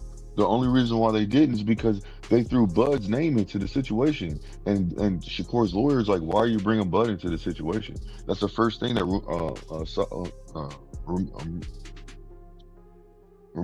Solomon was bringing up. He didn't have to bring Suleiman. Yeah, Suleiman. He didn't have to bring his name up. You see what I'm saying? You're talking to Shakur's lawyer, asking him, what's up with Bud and him? See what I'm saying? Like, you are coming off in a negative fashion. Hold on. It's all out of order. And we're going to address this tomorrow. And I mean no disrespect to you, Blue. I'm just being honest with you. Man, a nigga, hey, I got to lay a nigga got to lay it down. So, I appreciate you. Yeah, you also said you have something to do, man. So, my bad on being long-winded. No. Well, hey, I ain't got no problem with you being long-winded. I'm one of the most long-winded motherfuckers out here. So when you long-winded, that's why I got respect for you, because, hey, only long-winded niggas are trying. Only thing we trying to do is make a point. That's all we trying to do. You understand what I'm saying? So I ain't got no problem with it. I just got to shut you off at some point in time, so I can take my black ass on to my next venture in life. But we will be live soon. And man, I love y'all so much. You got my number, Doug. You can call me and let me know when you're going to go live. That way I can make sure I get there on time. So I'm not used to doing that. Like, I just. It's all good. I ain't never, like, I won't really tell. Like, I just go live, right? If you get the notification, if you do, you do. If you don't, you don't. I don't really want to just sit here and send you some shit and be like, hey, man, pull up on my shit, bro. Like, that ain't really how I am. You know what I'm saying? Like, no, it's all good. If you got time to text me, you do. If you don't, you don't. It's all good. It ain't about that. I just don't think about it, if that makes sense. Okay, no, it's all good. It's all good, brother. No stress. No. Because you said that, I'm gonna try my best to do better. And hey, we all have growing points. You know what I'm saying? We can all grow from the conversation we have, and hey, you just say, hey man, let me know when you live. I got you. I'm gonna try my best to do better. And when I'm gonna go live, I'm gonna hit you up. I can't promise you I'm gonna do it every time, but I'm gonna try my best to do better because I just don't think of it that way. Sometimes, hey man, if niggas pull up, they pull up. If they don't pull up, then I just talk. You feel me? Like it ain't really. That's how I look at it. But I understand where you're coming from. I definitely understand it. Hey man, appreciate you having me on the panel, brother. That's man, all. I love you, my brother. You already know what it is. Mm-hmm. Shout out to my brother Blue, man. Piro, real quick. Yes, sir. What you got for me? Hey, Piro, you my brother. You know I love you as well. I got a couple of things for you. Take your time. Real quick, because I know you want to. You got to do what you got to do. The Albright fight and the Gary Anton. What'd you think, real quick? Hey man, I thought Albright. I didn't have a problem with the draw. Man, Albright. I felt like if he would have kept his mouthpiece in that last round, and I think was that the last round? If he kept his gum shield in, the last round was when he hurt Frank. Yeah, and if he would have kept that gum shield in, I thought he could have got Frank out of there. I thought he could have got him out of there, but because of the gum shield, what he started doing, the ref started stepping in, allowed Frank to recover accordingly. I thought he could have got him out of there last round, but I didn't have a problem with the draw. I had no problem whatsoever with it. Yeah, and he bull rushed him too. So Frank did what he had to survive. But yeah, I'm not mad at the draw either. I think the draw was fair actually. What about Gary Anton and Hirioka? I said, hey man, I thought Antoine won the fight, but I only think, man, me three. Say it again. I said me three. Me as well. But at the same time, man, if there was a rematch, if Hirooka could get over here, because we understand the passport situation, all that was going on. If Hirooka would have got over here early, and man, that nigga is dangerous, bro. He's dangerous. He's dangerous for any of these guys. I told you live right before the fight, the Hirooka is a pretty good fighter, bro. And up to the building. I said from the beginning. That, man, I think this is a dangerous. I thought I had this as the fight of the night. You know what I'm saying? And it proved to be what I thought it would be. Hirooka is. I think he's dangerous, bro. Like that nigga. And I think the only problem I had, I think Hirooka came in there a little nervous, right? And respected Antoine a tad bit too much. I think if he would have went in there and started dogging that shit from the beginning, it took him getting hit on the chin a couple times to say, oh, this nigga can't knock me out. I can fight his ass. You know what I'm saying? That's when we seen him start going to the body. Nigga already had the jab out there.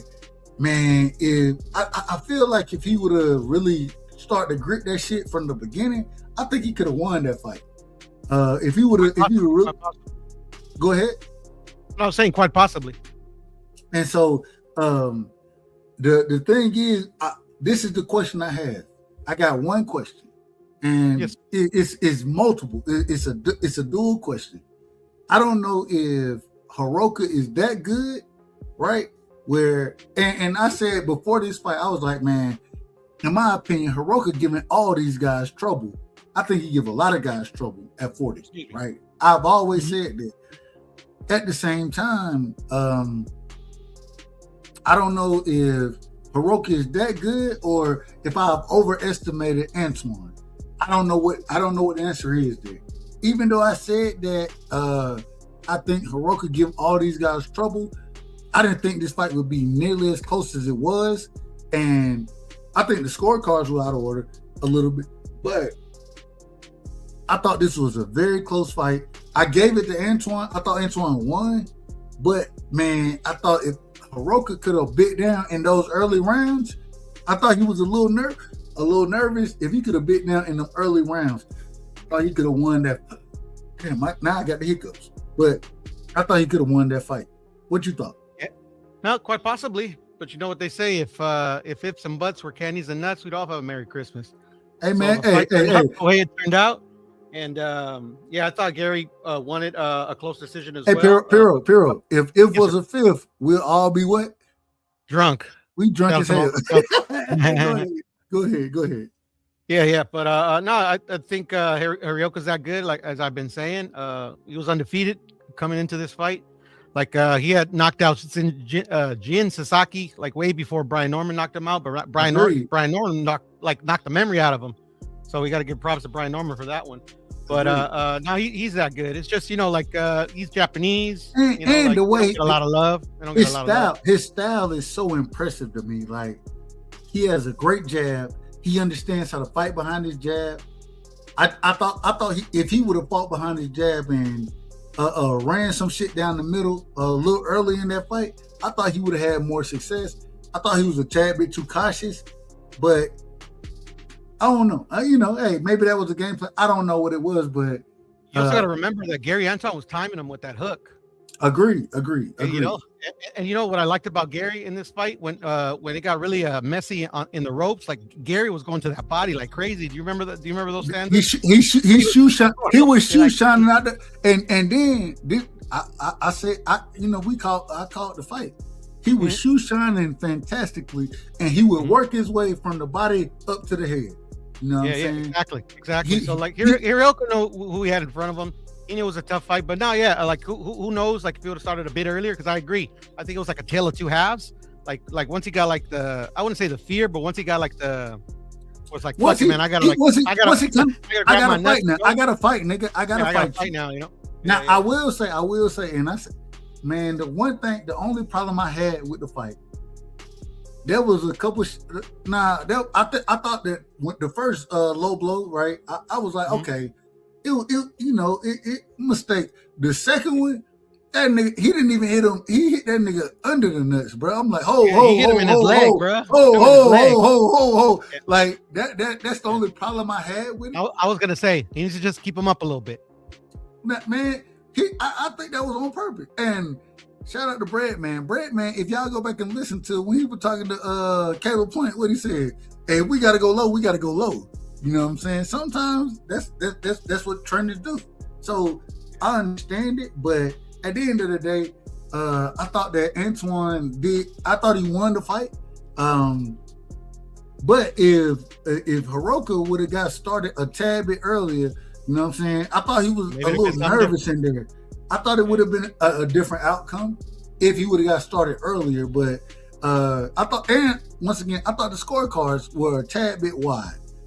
I thought they were a tad bit wide for me. I would have called it, looking at it, a 7-5 fight. You know what I'm saying? With the low cars blow, were wide. The cars were wide. Yeah. With the low blow, you know what I'm saying? Maybe 8-4. You know what I'm saying? Like that's kind of how I had it, but I still thought it was a really close fight. And hey, I thought Antoine dogged it out, but hey, like I said, I had people hit me and they was like, man, Antoine got his ass whooped in this fight. I was like, I don't know about all that. I don't know if he got whooped, but if you edged it, I ain't got no problem with it. I ain't got no problem with anybody edging it. And it was a good fight too, bro. That's what we all want, right? Absolutely. And that was the fight of the night for me. I had the fight of the night anyway, so I agree. It was exactly what I expected, and it happened how I thought it would. It just I felt like if Hirooka, man, two things. If he would have got over here earlier and don't hit the nigga, that low, the second low blow, the first one I was like, okay, I ain't got no problem. Yeah. The second one, I was like, bro, come on now. You out of order, bro. You so far out of order with that shot. And you know what this fight screams though, Dub, and you know they ain't gonna do it, but rematch. A rematch. Hey, exactly. We understand. It's not gonna be one. It's not gonna be one, but I know. Hey, I hope Hirooka gets other shots because I said this before. I think he give all these guys trouble at 40 right now. I think he give them all. Maybe he could beat the shit out of. Well, that's one weight class high. Never mind. But yeah. Hopefully we get to see him in another fight. And then the last thing. Hold on, real quick. Who wins? You say first. I forget. Who wins? I got. Does Africa or Hirooka win? Who you think? I got Andy. Does Dalton Smith or Hiroka win? Who you got? Oh, that's a tough one. 50-50. You got to pick somebody. I'm gonna go with Hirioka. I agree. I got him beating a lot of these guys, bro. I got him beating a lot of them. But go ahead. I know you had one more point. To be honest, but Shakur's about to leave. You said he leaving? Oh, did they say that they want to fight Ryan? But he want to fight him at a catchweight. Ryan ain't fit up. Ryan ain't making 44, bro. That nigga, he looks solid at 40. That nigga ain't making. Well, 40. he could have made 44 for Devin, right? No, they was supposed to be him and Devin was supposed to fight at 40. Yeah. I don't know. I don't think And he's 44. He came in at 42 in that fight. I don't think he's going back. Like, I think Shakur asking for too much from these guys. Fighting that catchweights and this shit. Nah, nigga, you fight, and these are champions that you asking this from. Now Ryan is a champion. We criticized Ryan for years for never being a champion, right? Yeah. He a champion now. So now you got to fight that nigga at his weight class, bro. Like, it ain't what the fuck he coming down to 44 to fight your ass for. Like, that's why I said earlier. My apologies on cutting in, but that's why I said earlier. Ryan asked for the fight, bro. Shakur did not ask for the fight. He called him out at the end of the fight, right? Ryan asked for the fight, and then he asked for it at 44. He asked for it at 44. Listen, that's what I'm trying to tell you. He was interviewed on the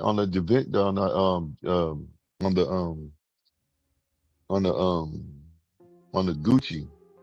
You know what I'm saying? The dude, whatever his name is, the CEO. I know what you're talking about. Yeah. So the he guy was that interviewed on that. Yeah. So he's the one. He said right then and there. He said Shakur said that he said I want to fight Shakur at a catchweight with no rehydration. Shakur agreed to it. He brought it to the attention, and then he doubled down on it again after the fight, bro. You see him? Then he doubled down after the post fight when they were in the hallway or wherever they were. You see what I'm saying? That's what I'm trying to say. It's Shakur. It's not Shakur. It's Ryan. And now they're backpedaling. They're flip-flopping.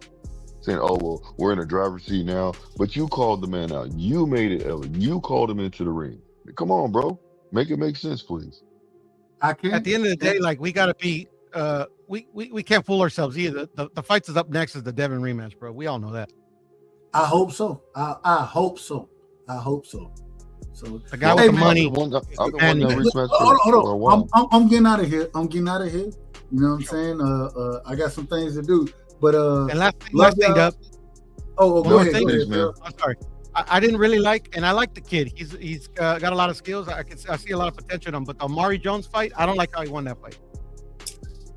I didn't have a problem with how he won. Like, it's okay. I quit. It's cool. But dude, these were blatant shots to the back of the head, bro. I don't know that, man. My problem, in my humble opinion, but he was fucking him up. Other than those shots, he was fucking him up. But when you say blatant shots to the back of the head, it was something. Certain things that you do in a fight, that's why you get hit in the back of the head, bro. Like, when you start ducking your head in certain ways and things like that, you're gonna get hit there. You know what I'm saying? So in most of those stanzas, bro, he didn't. But it's okay. At the end of the day, like, he didn't get called on it. The ref didn't say nothing. Knockout to knockout. I'm just saying he looked impressive to me, but I didn't like. Hold on, man. Shout out to my sister in the building, man. Man, where you been? Shout out to Miss. That's all I wanted to say, Dub. I'll let you go. Oh, no. Real quick. Shout out to Miss. In this situation is Miss 213 LA, man. Shout out. I know exactly who that is right there. I know exactly who that is. That's my big sis right there. I love her. Shout out to you, sis. Where you been, man? We gotta talk. We definitely gotta chop it up, sis. We gotta chop it up. But hey, man, shout out to y'all. Great show tonight. I apologize for we cutting it short. You know what I'm saying? Got a few things I gotta do, but we will be live again soon. Y'all make sure we had a great show earlier tonight, man. Shout out to my sister Vacay. Shout out to BVO. You know what I'm saying? Been able to do all those shows tonight and have my own show. rock tonight. So y'all hit the like button some type of way, man. I've been had 300 folks in here watching, and next thing I know, I got 20 likes, man. It don't take y'all nothing. Man, hit the like button. That's it. That's all we asking for. Hit the like button. But hey, man, we gotta talk, sis. We gotta talk, sis. I'm out. Blue, hey, peace out. Love you, Piro. Later. Hey, Piro, Right. you my brother. I love you. Hey, man. Blue, Likewise. you my brother. I love you. Hey, and Guys. I got to give both of y'all the drop now. I got to give both of y'all a quick drop because you know what I'm saying? Y'all in order, but I'm out of order. And so we got I got to give y'all this drop right here before we get out of here, man. And shout out to my sister, man. I got to say it. That's my sister, man. Hey, hit me up, man. Text me. You got my information. Hit me up. Hey, what is this? Miss 31 or Miss 213 LA. I would call you something different. You know I would, but I know who I'm dealing with. So shout out to you, sis. Hit me up, and I definitely need to talk to you. It's been a minute. I gotta play this though, because when Piro and Blue Hustle jumped off, get what I was thinking about. What happened? I just got my hair done 2 days ago, and she put grease in my shit, so the shit was like, you know, like when you sweating and things like that, and the grease come in my face, it burnt my eyes type shit. Damn, why y'all booing like I'm saying bullshit? Like, this is real facts. Come on, man. I just got my hair done 2 days ago. Swing the women's gone. I just got my hair done 2 days ago. Got my hair done. And she put grease in my shit. I just got my hair done 2 days ago. I just got my hair done. I just got my hair done. I just got my hair done 2 days ago. I just got my hair done. And she put grease in my shit. I just got my hair done. I just got my hair done. I just got my hair done. I just got my hair done. I just got my hair done. I just got my hair done. Why y'all bored like I'm saying bullshit? This is real fast. Hey, this is real fast. Y'all bored like I'm saying bullshit. Hey, this is real fast. It burnt my eyes. Hey, this is real fast. I just got my hair done 2 days ago. I just got my hair done. I just got my hair done. I just got my hair done 2 days ago. And when we do this, man, y'all know, hey, some people didn't got their hair done 2 days ago. Hey, my hair always good. You know what I'm saying? I keep a little Caesar around here, so I don't want no smoke. I don't want no smoke whatsoever because my hair done on a regular basis. But sometimes when y'all come out, when y'all come in here, I be thinking to myself, I'm like, man, this is outrageous. This is outrageous. And then when y'all start talking, even when y'all outrageous, I be like, damn. It's a bunch of bull. But at the end of the day, you know what I'm saying? I have individuals that come through, and individuals like Cash, individuals like Piro, individuals like Blue Hustle, you know what I'm saying? All my brothers paid in full. All my brothers that done pulled up tonight, man. Y'all seen them. Y'all already know how it is. And I be thinking, when they pull up, man, sometimes I'm just saying, man, I be thinking to myself, the fuck is wrong with you people? Who raised you? But they always in order, and they show love. So I have no problem with it. I love y'all, and I appreciate y'all. We out for the night, but we're going to be live again. And tomorrow, y'all pull up, man. It's going to be Niggas Can I Talk? Me and my brother Lou, we're going to be rocking probably about around 8:10 Eastern time. You know what I'm saying? Y'all put your clocks on and figure that out. I don't know what everybody else's time frame is, but we will be live then. And man, I appreciate y'all. And it is what it is. And y'all be safe out here, man. Be safe. And just know when y'all over here, man, y'all already know, man.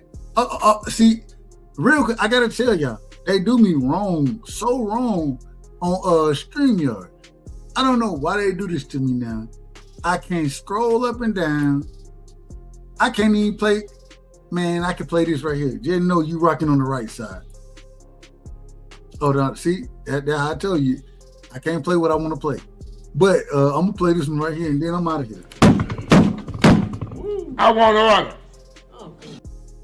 And we're going to maintain order. Peace. Love y'all.